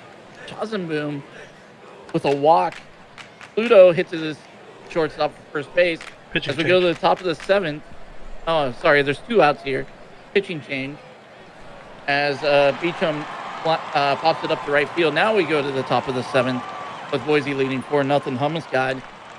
Wow, we got a potential upset on our hands. San Antonio, though, using that good eye to walk to start us off. Strikeout for Khan. Matata striking out. 2 outs for Camden. Camden base hit. Oh, runner moving to third. Antonio. So Scott Poe. Scott Poe got a hold of that one, and a no-doubter in left field. It's gone. A 3-run bomb, Out of the 432 feet, inching closer to that over bet and bringing his team now down only a run. 2-out magic by Scott Poe. And a flyout by Stinky Bobby McDonald. And now we'll go bottom of the 7th. Toot Blonde. Big Titty Smitty. Big Titty slowed him down, so that's 1 out. Iso. Oh, Iso. What a play by the third baseman, but that's an infield single for Iso. Finn Reese. Finn Reese with a fly out. C-Mac now drawing a walk, so 2 outs. 2 on for Sabor. Striking out looking. We'll go top of the 8th. 3 runs away from hitting the over. Strikeout for Turtle. Christy Abbott. Striking out as well. Mac Arian dealing. Dinkle striking out the side. Boise still up 4-3, looking to add. Doctor, who had that bomb, draws a walk, having a playoffs. Jeez. And Kaiserbu set up for the bunt, pulled back though. Now, an actual bunt moves the runner over, so runner on second for Johnny Pluto. Johnny Pluto grounding out, 2 outs for Beecham, the cold hitter. Beecham, and it lines out, so we'll go top of the 9th. Last chance for the number 1 seed to take a lead in this series to tie this game first, though. Slow roller. Oh, and an infield single for San Antonio. Wow, using that speed. Khan, fly ball in right field, caught. Antonio stays at first. 1 out for Matata. Matata, fly ball. Caught for the 2nd out, so last chance. Here we go. Here we go. Johnny Camden. Oh, draws a walk. Keeping it interesting. Scott Poe. Scott Poe! Deep in right field, opposite field, a home run. The Slots take the lead with 2 outs, their last out. Now up 6-4. Scott Poe. Again, that's 2 straight homers for him personally, and he took it personally. Now the Slots up 6-4. Stinky Bobby McDonald drawing a walk. Tomato Turtle. Striking out looking, but Boise sees themselves down 2 after leading going into the 9th. So bottom of the 9th, here we go. Walk-off opportunity for the Raptors. Grounder. Ground out for Toot Blonde. Steve Iso dropping 1 for a base hit, having a really good playoffs. Finn Reese, 1 out, 1 on. Striking out, here we go. Last out. C-Mac. 2 outs, 1 on. Tying run at the plate. And, Iso thought about it. C-Mac, fly ball. Right field, it's over. It's caught for the out. The Sloss off the bat of Scott Poe. All runs driven in by Scott Poe. Easily your game MVP, and game 5 goes to the Slots. Wow. Poe just put the entire team on his back. It was like, we're going to go up 3-2, guys. We're doing it. Former most dedicated member, the most dedicated batter in this game easily. Look at that graph. Wow. Yeah, I'm kind of at a loss for words. 6 ribbies for Poe. All 6 runs driven in by Scott. 9 hits to 8. Good games, though, by Raptors batters. 2 ribbies from McDavitt and Doctor, but couldn't suppress Scott Poe enough. Probably should have walked him on that second one. Daring got the start. Gave up 4. No decision. Rodriguez Jr. Slim with the win. Manbro with the save. Walter White with the hold. Mac Aaron got the loss and the blown save, giving up 4. But the most obvious player of the game I've ever seen is Scott Poe. Wow. Wow. All right. Well, that finishes us off for today. We're going to go ahead and advance today and let the GMs give us a chance to make any changes for game number 6. And while they're doing that, I'm going to update the OBS. Man, imagine the Raptors thought, it was leaning in their direction all game, and then just couldn't figure out how to get Poe out in those last 2 at-bats. 2 3-run blasts, and all 6 runs off the bat of Scott Poe. That was incredible individual performance by head office member Scott Poe. He just hulked out and said, "Not today, Boise.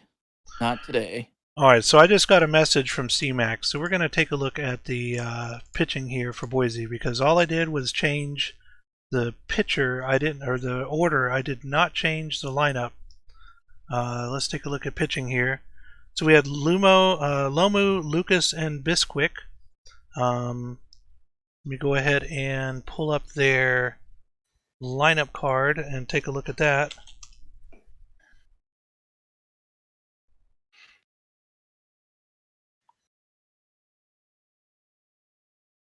And let's see here, Boise.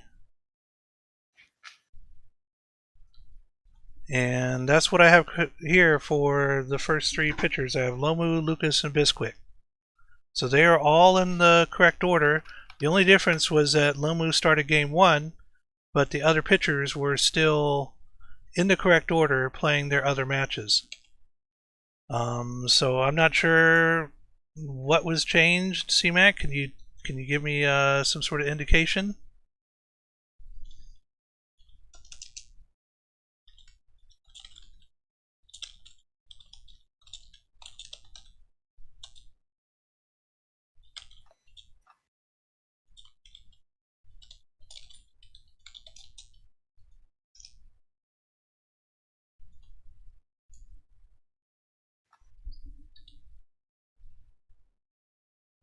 And while I wait on a response from CMAC here.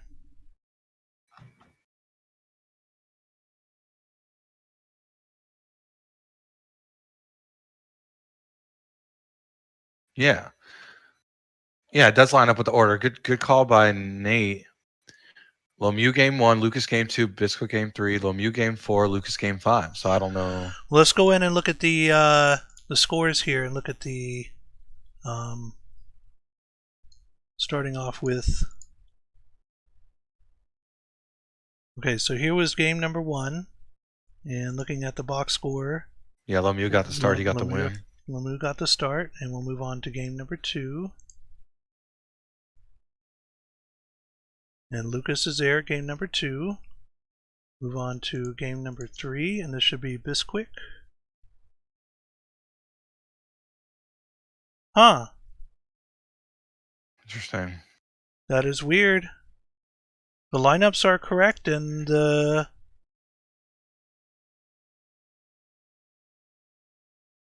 Lomu, Lucas, and Bisquick. Do you have it on strict rotation? You do have it on strict rotation.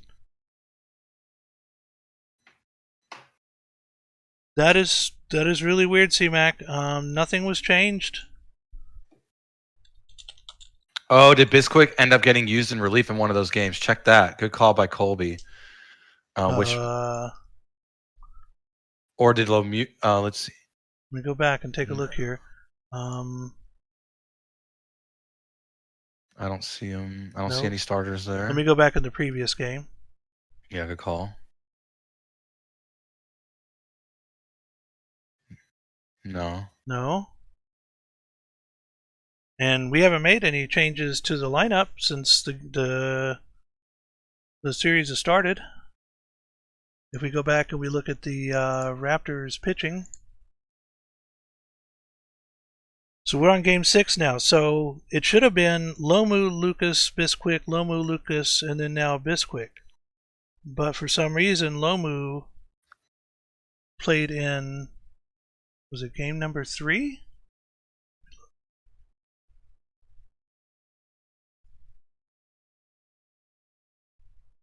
Okay, so here's game number 1, game number 2, game number 3. And Brett Lomu did play game number 3, so who played game number 4? Biscuit. So it's By like any chance is strict order on? It is? Yeah, it was on. I saw that.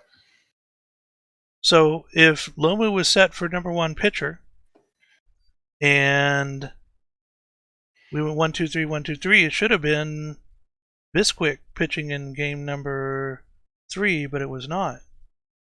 I do not know what happened there.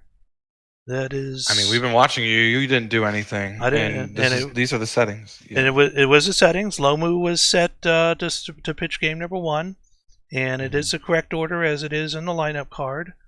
So for some reason, even though it's set on strict rotation, Brett Lomu, who had the day off in between games 2 and 3, was somehow put in for starting pitching for game number 3 instead of Bisquick. Let me talk to C-Mac here.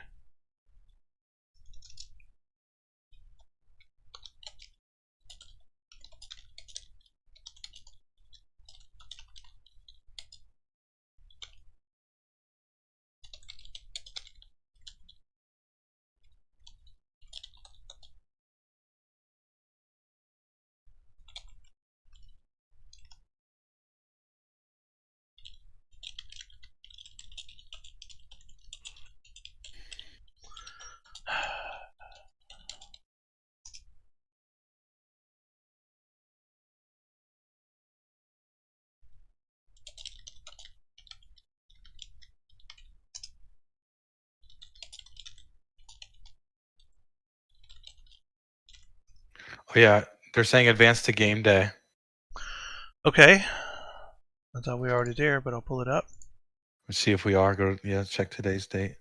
Whoops.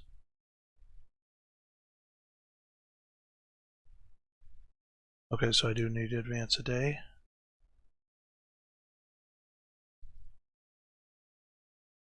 All right, cool. Now we can check the stamina. Let's see here. Check Raptor stamina first. Bisquick is 60%, slightly tired.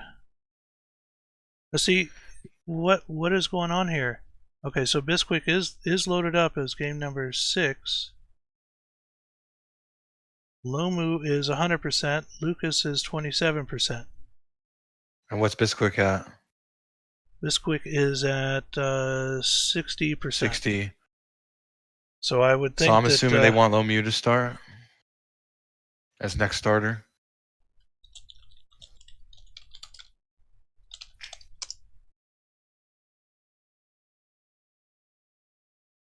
You probably want Lomu to start since he's at 100 and he's a starter.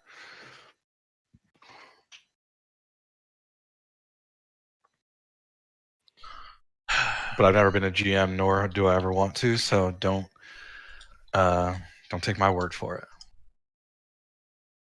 All right, so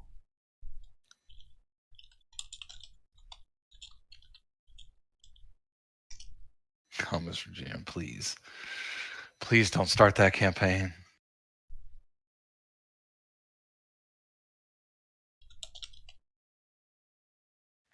The Fighting Chickpeas, dang. Throwback. Wow. What a throwback. The Kingpins Bowling Simulation League? Yeah, KPBSL. Rest in peace. Our team was pretty stacked, but oh wait, I have to score something. Wait, what was the run scored in that one? It was over. Yeah, I remember Poe hit the over. Right? Yeah. Yeah, it was 10 runs scored. All right, cool. Wow. Look at the bet. 10 runs scored, and I We had it at over under 9.5. Yeah, we're calling it the Pover.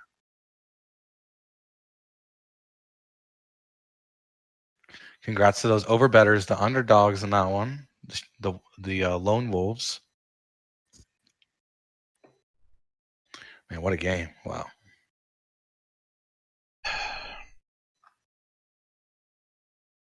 C-Max saying anything? Yeah, he's typing something now.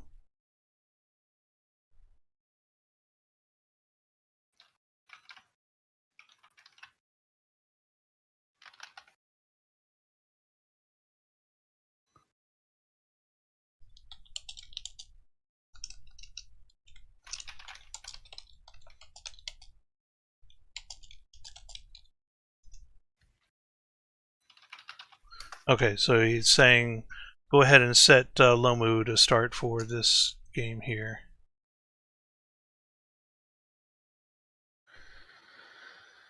Yeah, we'll make sure tiny players are enabled, True Beeves. Don't worry. But not while I'm streaming.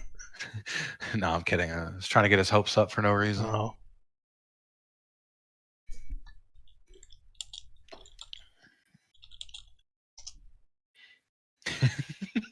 No. My man put his foot down.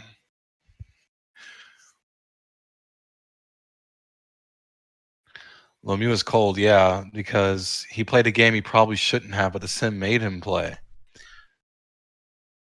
It was supposed to be someone else that game. He pitched game 1 and game 3? Yeah, game 3. It didn't put Bisquick in, even though it should have been Bisquick. Even though Bisquick's number 3 here. I don't know why it did that. Maybe Bisquick was too tired? Yeah, I mean, you did nothing wrong. It was like the box score even said there was literally nothing you could do because the box score even said, Big Titty Smitty pointed out that it said Lomu, but Lucas started that last game. Let me go back and look. No, I mean like the pre-game box score thing. You know what I'm saying? Like right. Yeah. So it did. So it did say Lucas. It said Lomu, and then Lucas started. So that just proves that you literally couldn't do anything. So that wasn't the game 1 that it did that, because I specifically that was game 5. Game 5. Mm-hmm. Okay. So Lemieux gets to pitch game 6, and then Bisquick probably game 7 if we need one. You probably want to throw Lucas in the pen for game 7. All right. Well, I have no more updates from the Raptors, and Sloss don't have any updates either. So we're going to go ahead and move past this now and go ahead and get started for game number 6. Sloss lead this one 3-2. And all right, here we go. Always controversy, man. This time, I mean, it's always OTP with the controversy, whether it's an animation that's controversial, people complaining the animation was wrong, but this time they just put in the wrong pitcher. I don't know why it would do that. There's no explanation as to it just did it on its own, just flipped them out. The order was right, the right starting pitcher for game number 1 and 2. Nothing was changed for pitcher number 3. It should have gone to Bill Bisquick, and it did not. So, I apologize to the Raptors. I don't know how this happened, but it looks like it's sim issue. Like the sim just did it on its own. It's unfortunate that the Raptors didn't have anybody in a representative in the playoff channel to be able to catch that before we got started. But we're going to go ahead and try and prepare this as best we can here with game number 6. Brent Lomu, 1-1 with a 6.98 ERA versus John Rayner, 0-0 with a 12.46 ERA. San Antonio leads 3-2. How many double plays will occur? What are you thinking? 3.5? Is that solid? Yeah, that sounds about right. 4.5, something like that. Okay. I'd say 3.5. 3.5? Yeah. Yeah. We'll go over under 3.5 double plays will occur in this game. Fun, always a fun play. Paying homage to the defenders out there. So we'll do a start prediction. You got 1 minute. Oh, I've put too many characters, darn it. How many double plays will occur? So starting the prediction, over under 3.5 double plays. Defenders bad, easy under. Remember, double plays also include, we saw an 8-2 double play earlier this season from the center fielder to the catcher. So keep that in mind. It's not always grounders that force double plays. Sometimes you'll get one from the outfield.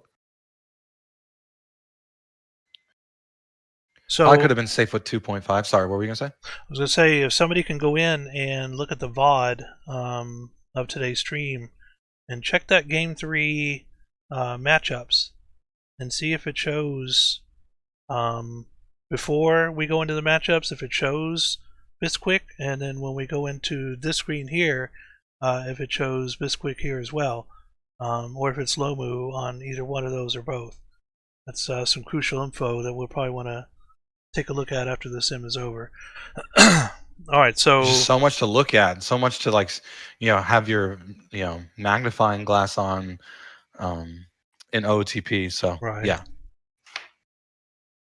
I mean, maybe this is just really a Tanya Hardin, Nancy Kerrigan situation with the sloths. That'd be it. Joking. Yeah. All right, so let's see how the All right, so it looks like we're done with the poll. 84% at under 3.5. Here we go. All right, starting us off is Steve Iso on the Raptor side. We have 9 batters for the Sloths, but with 80 overall, Brent Lomu is the starting pitcher here versus 68, John Rayner. And off we go. Shout out to Canth. Thanks for joining us tonight. See you later. Canth Arion.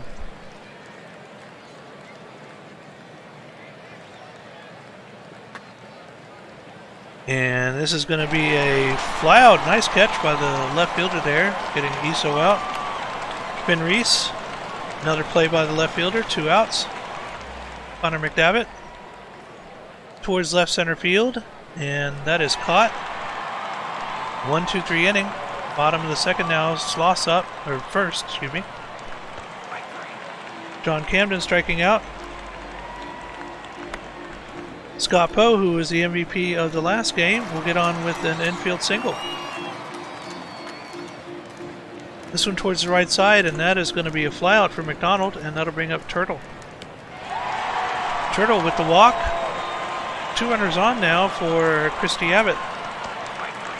Christy Abbott strikes out looking. Top of this second now, and Petra Savor striking out. J Doctor. That is caught. Out number 2. And another fly out towards center field here. 1-2-3 inning.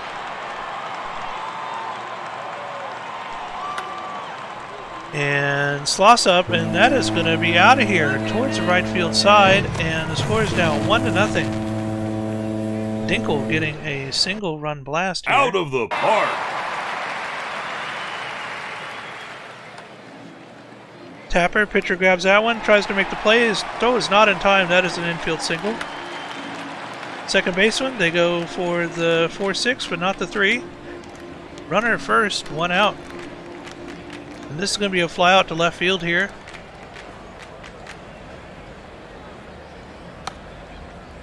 Tapper to the second baseman, throws to first, makes a play, leaves the runner stranded.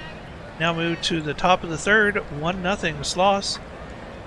And Boise, towering shot towards left field, and that is caught at the warning track. Out number 1. Strikeout for out number 2. This one is hit towards the shortstop, and that is a 1-2-3 inning.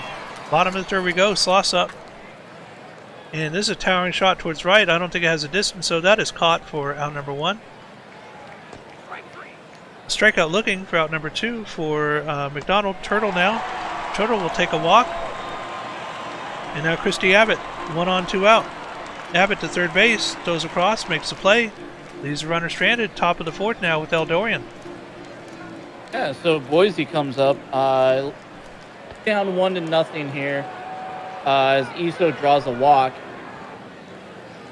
And Finn Reese hits the shortstop, but he gets an infield single. We have runners on first and second for Boise as McDavitt hits the second baseman. Double play. There's your first one of the game, Thomas. Thank you. And Sabor strikes out. San Antonio comes up with Haywood Dinkle hitting it to the first baseman. San Antonio hits a long, deep ball to the right field. Warning track power, though. And Roberto Khan hits it to the center fielder as we go into the top of the fifth. Boise still down 1-0 with Jay Doctor hitting it to the second baseman for the first out. Deep fly ball, and it's gone as Tyson Boone ties it up 1-1 as Johnny Puto hits a single to center field. And Beecham, not a double play. Wow. Shootland, though, pops it up to left field. And for out number 2, we had 2 different chances for double plays that they did not get so far this game. Kuna Matata draws a walk for San Antonio in the bottom of the 5th.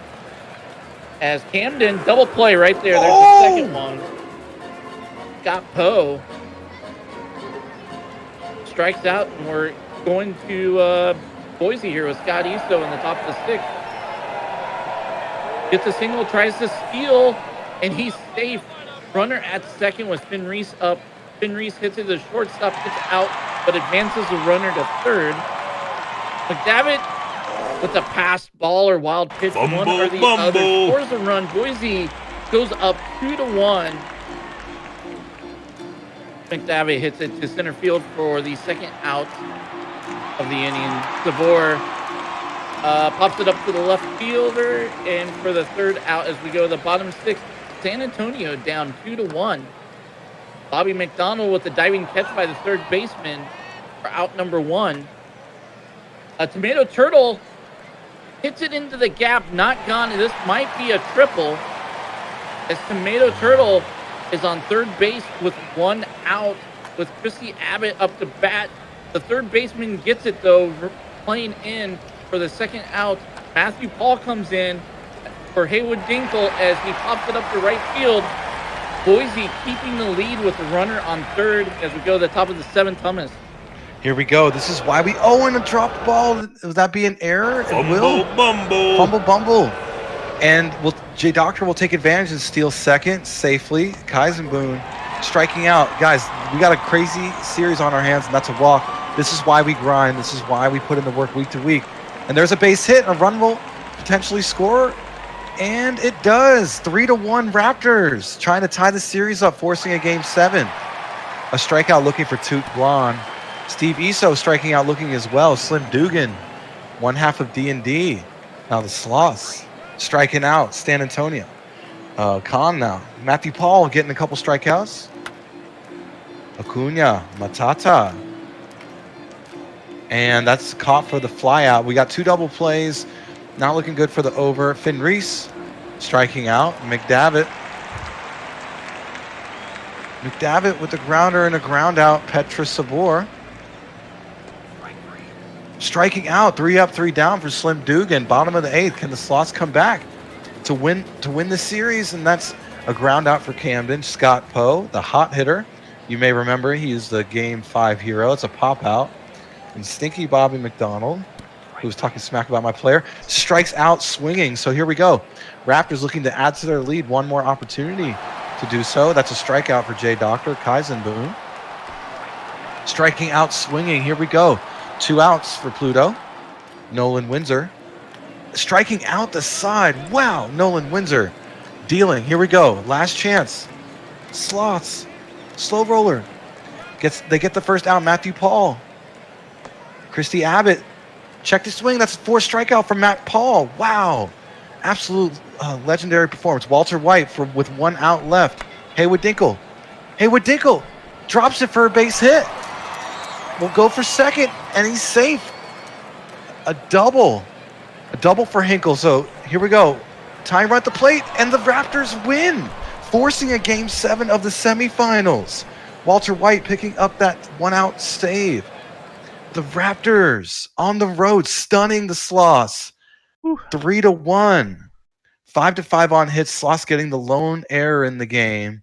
That Graf just leaned their way pretty much starting in that fifth, sixth inning when they scored those runs, and then just never looked back. The Raptors, wow.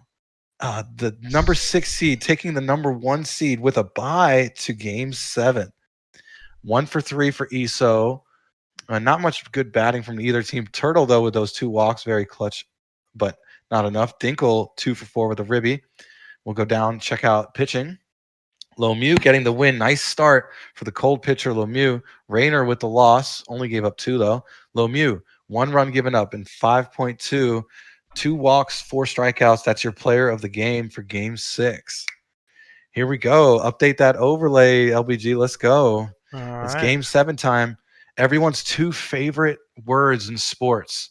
Game 7. Here we go. This is why you work. This is why both teams, they just, do their hundreds of words per week, updating their player, putting in the time, staying in contact with their teammates. This is it. This is what you work for right here. Game 7. I feel like Matthew Paul should have gotten player of the game. Relievers just don't get the love. Relievers never get player of the game, dude. I know as a former reliever.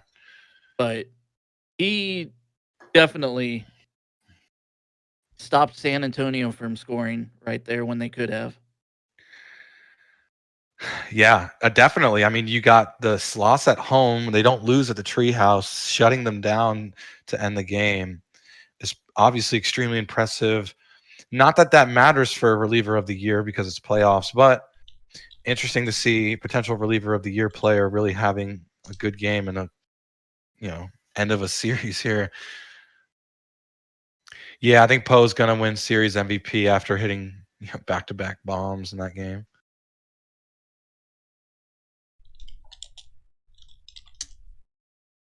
I don't check. Oh yeah, I got CMAC. I was disappointed in my CMAC's having an incredible series as well. So the under did hit. It was only 2 double plays. I put 3.5. So Vegas really took a fat L on that one, putting the under. I'm stepping away, but I should be back by the time I need to make a call. All right. Cool, Josu at 100% for Rose. Looking at Daring. Daring is at 59%. And Rayner is 0% exhausted. So, yeah. I think for game 7, it's only right for the prediction to be between the 2 teams, right? Sure. Just let people pick. Sure. Yeah, I think I should be at everyone right now. It's 60 viewers. 110 pitch count is set. Josu, anything else?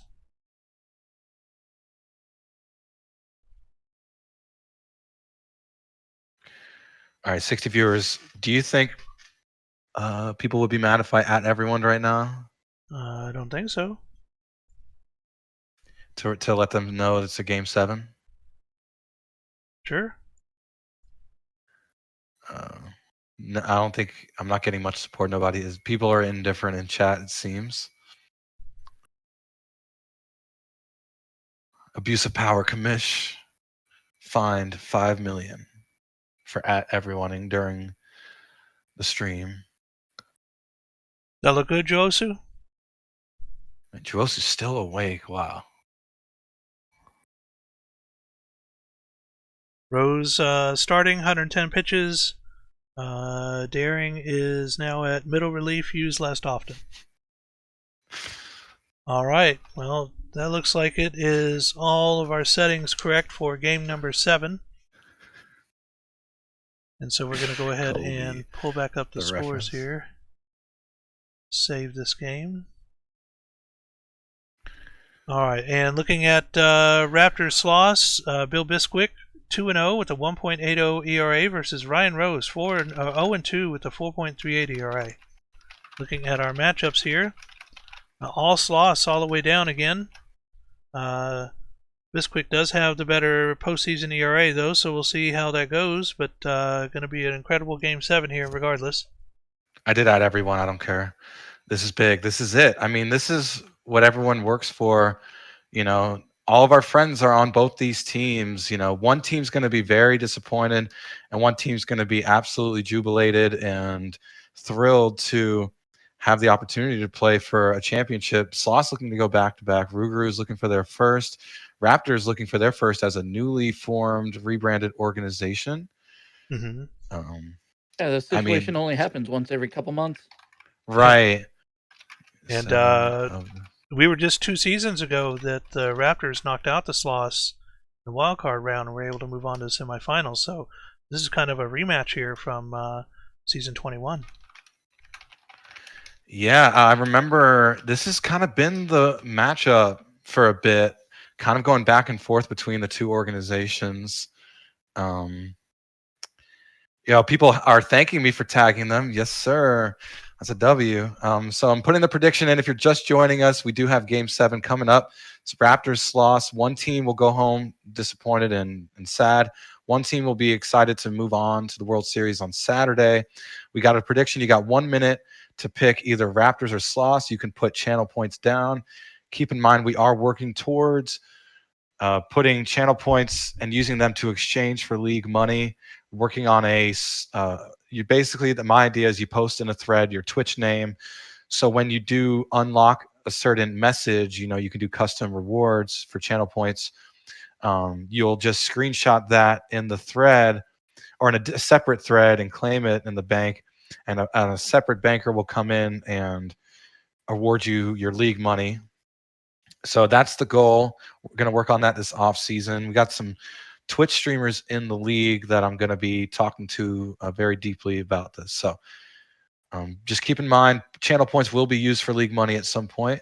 Looks like a lot of people betting the favorite here, the number 1 seed, the Sloss. 66% of you, 34% of you bettors are betting the Raptors. Both teams giving everything they can handle each other, but looks like the Sloss won the prediction, 62%. Not a surprise. They are the number 1 seed. Yeah, the idea, Tristan, would be 25K per million. So you do have to put in the time. Yeah, Nate, definitely message me tonight. I'll talk to you. But here we go.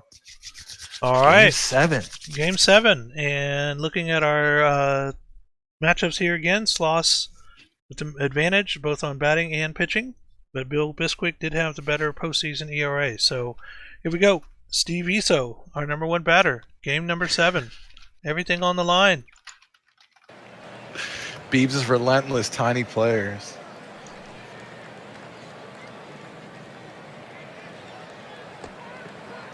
And we'll get a leadoff strikeout here for Steve Iso. That'll bring up FR Fenrice. Fenrice to the gap on the left side, and that'll be a base hit. 1 on, 1 out for hot hitter Connor McDavitt. McDavitt to the shortstop, 6-4-3. What a bullet of a throw by that second baseman. And that'll take us now to the bottom of the first. Sloss up. John Camden down the right field line. The right fielder does get ahead of it, though, to keep it just as a double instead of a triple.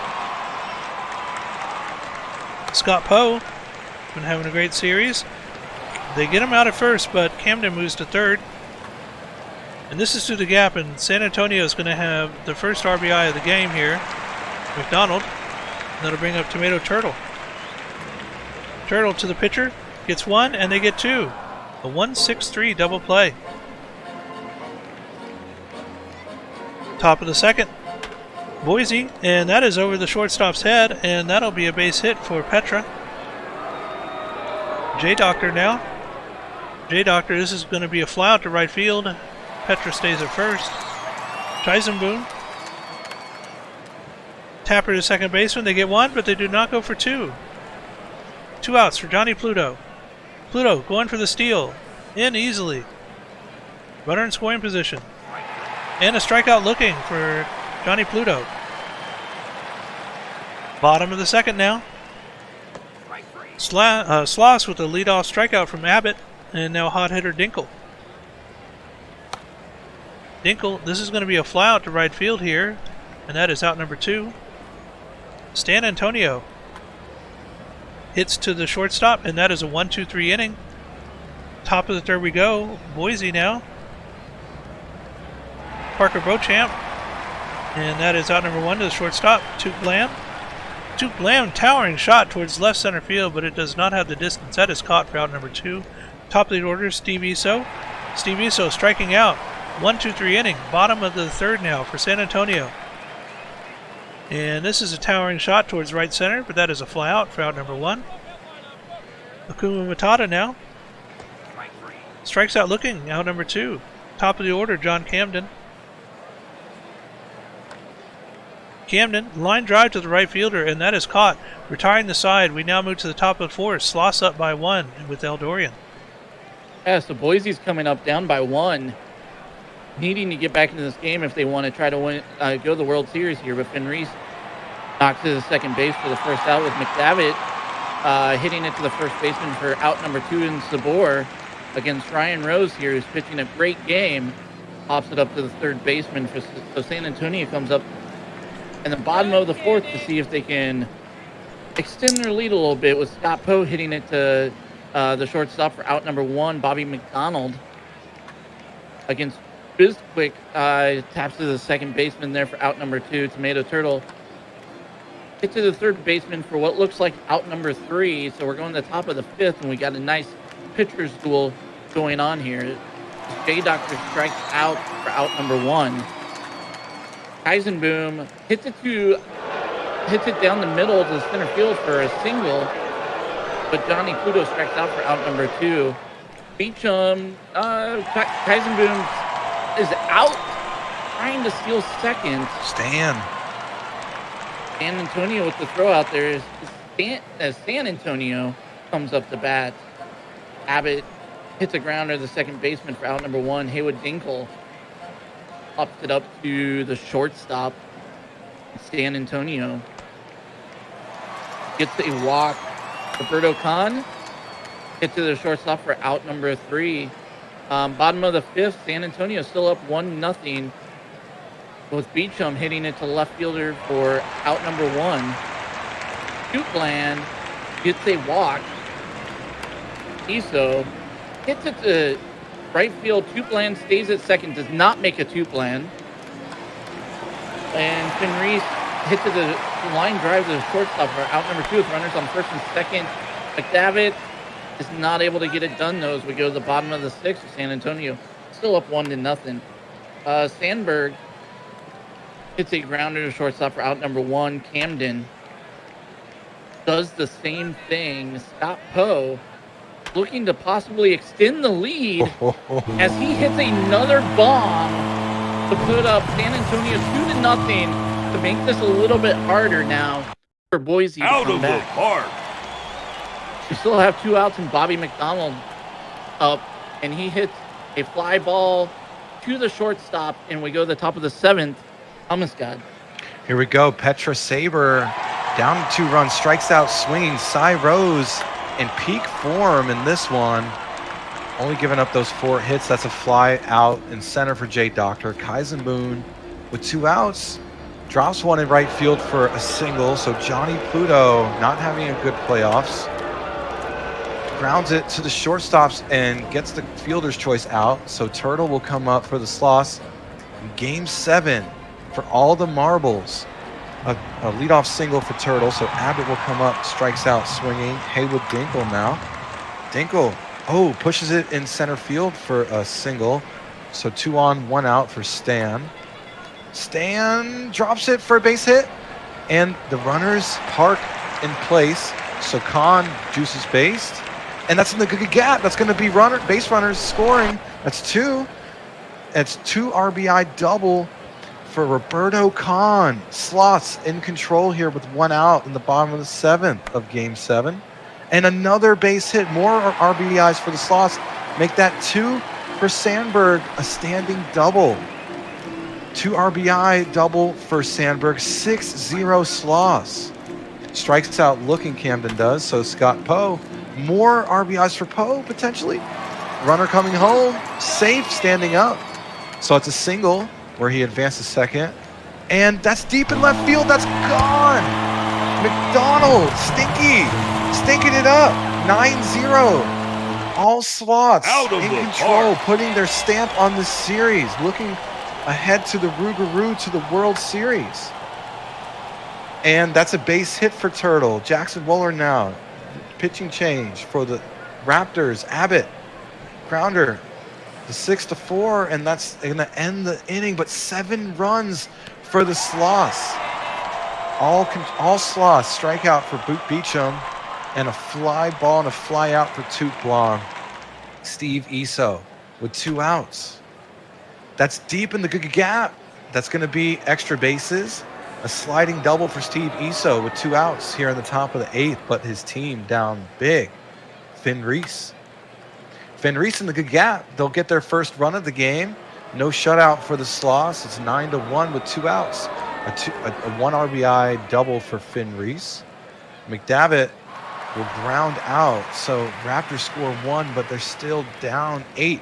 Sloths come up to bat. Dinkle grounds out. Stan Antonio, C-Mac, always making plays in center, makes the grab. What a play. And that's deep in left field for Kahn. That's gone. Double-digit runs for the Sloths. And now it's 10-1, a 2-out bomb. Out of the park. 377 feet. Sandberg now striking out, looking. So, well, here we go. Top of the 9th. Last chance, Raptors, and there you go. That's a base hit for Petrus Sabor. Jay Doctor drawing a walk. So 2 on, no out. Kaizen Boone, grounder. The 1, the 6, but not the 3, the 6, and not the 3. So runners on the corners. And the 5, the 4, the 3 to advance to the World Series. The Sloths, the dominant win. All Sloths. And now we have a number 1 seed versus the number 2 seed, both division winners in the World Series. Rougarou got there with not much sweat. The Sloths had to play 7 games to get there. But in that 7th game, a 10-1 victory. That 7th inning was the difference. 7 runs scored by the Sloths. 3 ribbies for McDonald, 3 ribbies for Kahn. Just a great team win. Everybody got involved, except a couple players didn't get hits. Abbott and Matata. Substitute in the 4th inning. Check out what happened there. Was there an ejection of sorts? We could check the game notes. Yep. An ejection by Matata. And we could check the stats for that sub. Sandberg went 1 for 3 with 2 ribbies as a substitute. So nice work by Sandberg to come in and perform well. But look at Cy Rose. 1 run given up in 7.2, the class of the PBE. Bill Bisquick gave up 6. Ryan Rose, your player of the game, 7.2 innings, 1 run given up, 7 strikeouts, only 1 walk. So walking into the World Series, a little bit of blood on them, a little bit of scarring happening, but a dominant win to get their bats correct, get them right, ready for that Rougarou pitching staff. So should be definitely a great series on Saturday. All right, and that finishes us off for game number 7. Guess you'll need to pay out your Sloss winners now. Oh, yeah. Thank you. Mm-hmm. And so we're going to go ahead and upload to the sim. Let me do a file save here real quick first. And all right, let's take a look here. These 3 are checked. Those 3 are checked. Should be 1st and 3rd row. Jeez, I coulda, shoulda, woulda. 3 checks here. And off we go. I love that line. I use that a lot. Coulda, We shoulda, definitely woulda. increased our viewership after I at everyone. A couple people did the ping emoji, Pepe ping. Sorry about that. It was Laser, and who else? It was also Pop Jangers. So sorry to you both. They can get over it. Definitely a legendary performance by the Sloths batters to come alive in that 7th. Wow. What do you think, Eldorian? How do you like your chances to get your first World Series win? Oh man! So of course, Sloss are easily the best team in the league, and they have a ridiculous lineup and ridiculous pitching, and our work's going to be cut out for us. But where I feel good is we were the only team that did not have a losing record against them this season. We went 3-3 against them. Everybody else had a losing record. So I feel like we can go toe to toe. It's going to be tough. We'll see what happens. Yeah, LBG, what are your predictions going to Saturday? You think the Sloths got this in the bag? It's going to be really close. With the amount of wins difference between the regular season, Sloths do have a little bit of an advantage, but it just seems like right now the Rougarous, it's their time. They put in the work to get through this past level of expansion. When the Detroit Demons came out, Demons still have not been able to make it, but Rougarous doing a great job with. Not only their drafting, but with free agency picks as well, signing new players. So I'm going to have to say right now it's probably going to be Rougarous in 6 or 7. I hope so. I mean, I joined PBE almost exactly a year ago this week, and I got drafted in that first draft to the Rougarou. So to spend an entire year to get to this point, I'm hoping we can come away with something. But I also feel good about our future too if we don't. Yeah, it's expansion franchise. You guys drafted like 14 pitchers one season. Probably breaking records. And yeah, great story as Drew also just mentioned. You're welcome for the stream. Actually, I shouldn't be saying that. Sinister Games. Yeah, definitely a great story for the league to have an expansion franchise already steamrolling their way into a World Series appearance. Yeah, should be fun. A lot at stake though for the Sloths. When you talk dynasty, that means multiple championships in a row. There have been the dynasties that take a year off, but if you want to call yourself a dynasty, you have to win championships. It's pretty simple. It's not much to do there other than just win. So it's the Sloths dynasty. If they want to continue it, they have to win. New Orleans has a chance to take that away from them this Saturday. So, I mean, the storylines kind of write themselves. New Orleans picking up my boy Johnny in the off season, Making his first World Series. Yeah, after losing 6, 7 straight semifinals, a lot of those were in 7 games.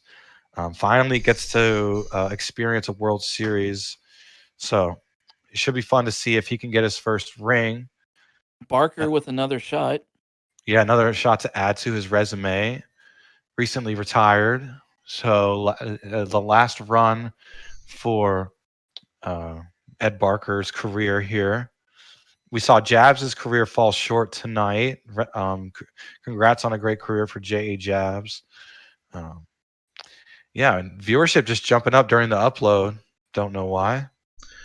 And I just went through and looked at the VOD, and I did not see any changes being made to the Raptors at all between games 2 and 3.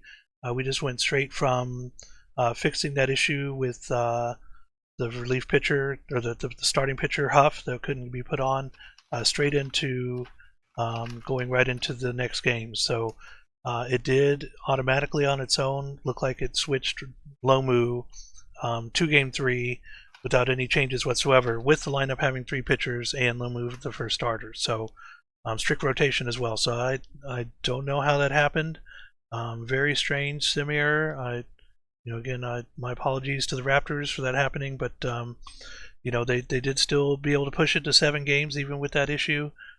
So I'm glad that CMAC was able to contact us in time to get Lomu in for game number 6 with the fully rested, and we got Bisquick fully rested as well. So that was probably the best that we could have done given the situation that was at hand to try and rectify it. And again, congratulations to the Dillos winning the minor league World Series, and the Rougarou moving on, and now they'll be facing the Sloths, who have the home field advantage.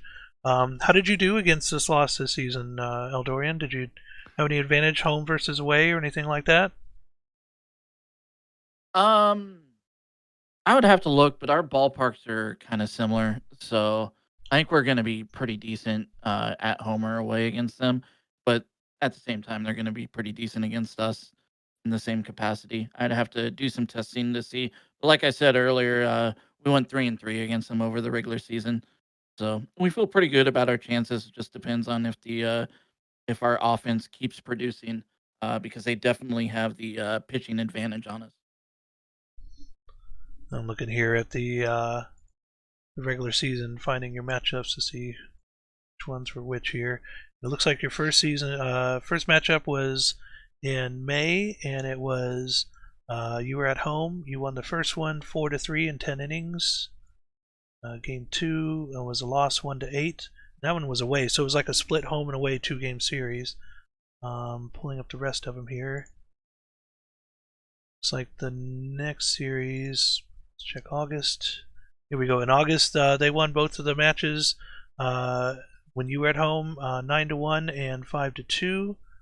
And then we'll pull up here to September. And I think we swept them at their home after that.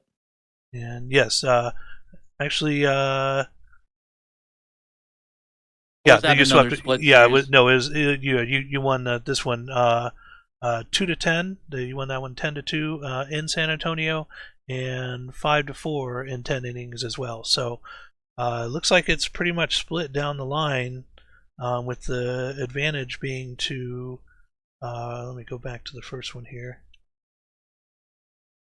So they won one at New Orleans, and you lost one at San Antonio. So you're both 2-1 away versus home. So it looks like the away team right now has the advantage, and since you are 4 games away, maybe that might come into play just a little bit in the final series. Yeah, we'll see. Just a reminder, everybody, to make sure to get your point tasks in. We do have Championship Week point tasks this week. It is 10 TPE. A lot of writing or graphics to do, but you do get 10 TPE out of it. That finishes up this coming Sunday, so make sure to get that done as well as the rest of your point tasks. And we will be going into Season 24 next Monday, which means equipment purchases for the rookies, being able to finally purchase the full $1 million 5 TPE instead of 3. I'm looking forward to that one for Michael Knight Rider. But just remember, TPE, try and get as much as you can, help your team during the off season, so that you're all primed to go for opening day. Let's see what else. We do have the drafts next week. I believe the majors will be first, and then the minors will be after it. We also have a minors expansion draft for the Louisville Lemurs and the Brew City Bears. So that'll be interesting to see how that goes. I know the Dynamos have like 12 players, inactive players, that they're going to get to pick from. So maximum of 2 players per team, I believe. And with 8 teams, that'll be 16 players total that they'll be able to pull, 8 for each team. So between that and the draft and being able to create some bots for any areas that they need to shore up in the rotation or the lineup, should be able to hopefully field something decent. Usually it's within the second or third season that an expansion team starts coming into its own. The Dynamos won the World Series in their third season from being created, so it is possible, and I look forward to seeing how these 2 new expansion teams do next season. I'm curious to see how the minors shake up.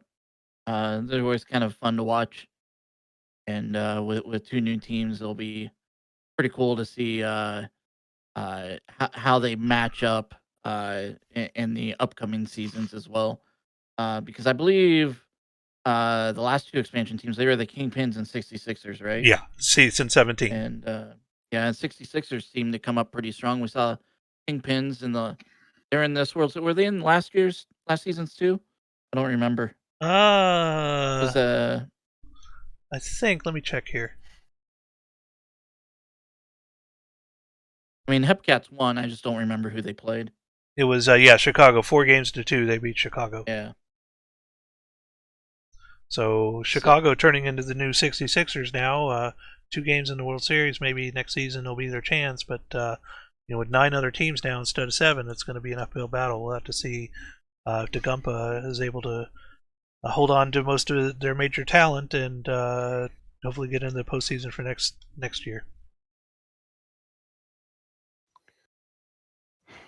Curious to see how recruiting's going to go for the upcoming minors draft as well. Seeing all the new people coming in. That's always an exciting time as well. When is Yeah, I the did send an so I sent an email today. BCC this time. Nobody can get on me. Last time I had a oopsie where I didn't do that. This time is BCC, so protecting the privacy of our users. People who haven't been on our website in over 30 days, so haven't even logged in at all in the last 30 days. About 400 plus. wow. And yeah, just letting them know what is new. Talked about the instructional video series. Talked about I don't even remember. Talked about tonight's minor league World Series / major semis. Honestly, I could pull up the email. I kind of forgot what I put, but basically just kind of an update on where we're at. And yeah, looks like a couple people joined the server today. A lot of it bounced back. Don't know why. Not every single one. About half of them bounced back. So That's weird. let me see. I'm scrolling down. I would imagine that a lot of people use like one-time emails and stuff to sign up for that kind of stuff. Yeah, that might And be the That's true. throwaway that's a pretty emails. common thing. Yeah. Looks like pretty much all of them did. I may need to do this again. I'm actually looking through. I counted. There was like 101, and then I go through page by page, and it was like every page for like a couple pages, a couple hundred. So need to figure out why that bounced back. Maybe the copy and pasting the emails from the control panel. There was an issue with the spaces, but I'm getting responses saying that it messages were blocked to certain emails. So no idea how that happened, but Well, the ones went yeah. through though, so it did work for some of them. Not just all of them were sent back with an error. Right. I guess. I do need to hop off though, guys. I appreciate that you let me come on and let me commentate. I hope I did all right. Well, Absolutely. leaves us Thanks for early. We joining let him us. come on, then he just ditches us. Cool. Congratulations. Congrats, brother. Dinner just arrived, and I need to get going. Otherwise, I'm gonna get in trouble. So No problem. Well, you're welcome to join us again sometime. It was really great having you on. yeah, thanks. I'll talk to you guys later. All right, have a All good right, one. Eldorian. Congrats. Good luck on Saturday. Yeah, now I'm looking at it because it said here on the first page of my inbox that me mail 100, and then you go page to first 50, the next 50 is all error messages, then another 50 of error messages, another 50 of error messages. You do the math, that's pretty much all of them. So Right. don't know why that happened. Kind of unfortunate. Maybe my email's blocked from the last time I did regular carbon copy. That could be it too. Auto rejection if they set you to blocked. Yeah. If I got reported, so may need to make a note and do it again. I mean, there's nothing wrong with the BCC. Like there Right. really isn't. Like you gave us an email address. It's been over 30 days. I'm not sharing your email address with anyone. Only I'm seeing it. And I'm not even seeing it. I'm literally kind of just like one of those like copy paste, just like hurry up and write it and send it. Right. So tomorrow I think I'm gonna make a second attempt and hope that it goes through and make a new email, a new Gmail. So did we have any Reddit recruitment pushes today at all, or this week? no, I think we did. We had a couple. They didn't get posted anywhere, so I'm probably gonna ask Brain to post them tomorrow so people can upvote. The usual suspects, though, because we pretty much tapped into everybody last round from Reddit. We didn't have that many that we didn't tap into. And we have one of the biggest classes. I mean, that definitely paid off. That was you, honestly, LBG, who came in to save the day. and helped Brainchild out with the Reddit lists, the sheet that you worked off of, and yeah, it paid off. This class is one of the biggest we've ever had. A I lot think of it's kind of recreates, too. showing. Yeah. And the interesting part about recreates, people say, oh, recruitment only really counts for new users. But to me, the way I see it, we're recruiting old users too. I think just as much as we're recruiting new users. Old users, you recruit them by just making sure the machine is well oiled and things are running smooth. Right. And everything is done on time. No crazy drama. People aren't doing shady stuff. Keeping everything clean. So that's how you recruit old users to come back. They see that things are in a good spot. So I'm pretty happy with the fact that we have a lot of old users coming back, recreating, joining the mix, entering the fold here. So thank you to anybody who's recreated and recently. But yeah, it's been fun. Who you calling old? Yeah, Loki had a great rule proposal idea that What was that? I immediately shot down and told him that would never work. His idea was if you have a player in the majors and you're making a new player, you should be able to control both because they're in two different leagues and update both. You're getting regressed with one. I think maybe he was suggesting after a certain amount of seasons, maybe once, maybe post regression, or maybe even further than that, if you still have a player in the majors to control both, and then once one gets called up, you force retire the other one. Um, it it was a decent idea, but it just logistically sounds like a nightmare. Well, for the Google Sheets, the auto grading, that's going to be a big problem because it does it by user, not by Yeah. player. So, how would you figure out which player was for which? Because when you submit to the sheet, you can't go back and look to see. I picked these teams for this guy, or did this predictions for this person. All it shows is the user and how many they got out of it. So I guess if you pick the same amount, it wouldn't be such a big deal. But at least for grading, that would be a really big logistical issue. Well, I think the idea maybe would be you just do both so you do one set of tasks and you earn TPE, but they go into you can't earn TPE for both. Yeah, once you do one, you can't do the other. Right, of course. But so how would his idea work? You'd have to make an exception. Where you get to keep riding them out, don't have to force retire them. I think his idea is only earn on the young player, let one ride out and rot, but still get to stay without having to have to remove it from the sim, Right. while you're grinding out your young player. I mean, that it's definitely an interesting idea because at that point you're not really multiing it up. Really, you're just letting one player rot in regression and not update. You just get to have his player still be alive and accumulate career stats. You probably can't do that because all the players who would have had the opportunity to do that weren't able to, and so it's kind of a little unfair to them that they couldn't continue out their career stats while current new players get to. I mean, I'm always open to crazy new ideas and throwing them around. Well, it looks like the index is now updated and extracted.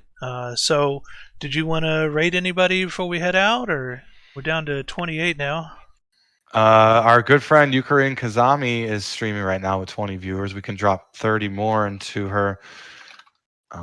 Sure. Yukarin Kazami. Well, while he's doing that, again, Legally Blind Gamer and Hummuscod, want to thank you again for joining us. Congratulations to the Dillos winning Minor League World Series, and for the Sloss and the Rigaroos moving on to the Major League World Series this Saturday. We don't have an exact time yet. I heard something about 6:30 p.m. Eastern, but we should get some sort of announcement sometime tomorrow about that. So again, thank you everybody for joining us. Any last words, Hummuscod, before we raid? No, thank you for streaming. Thank you, Aldorian, for joining us. All the viewers tonight, you kicked butt, over 100 at some point. I remember I saw that. So yeah, we appreciate your loyalty to PBE, and yeah, look forward to breaking that 100 viewer mark on Saturday. Going to post a link in the OTP Discord. Going to try to really spread the word. So, call your aunt, text your cousins, and let's get that 100 viewers on Saturday. Absolutely. All right, well, everybody have a great night. We're going to go ahead and raid. Let's do it. Leave this up for a second, catch their reaction. A bunch of my friends are all in leagues by themselves, right? You see that Boo, there's an watching issue an here. ad. I can't really engage with my friends. I would like to see a guild system in Perfect Team where you and your friends have... Oh, PBE, thank you for the raid. Thank you so much. Welcome everyone. But I would like to see a guild... Alright, let me go ahead and shut us down here.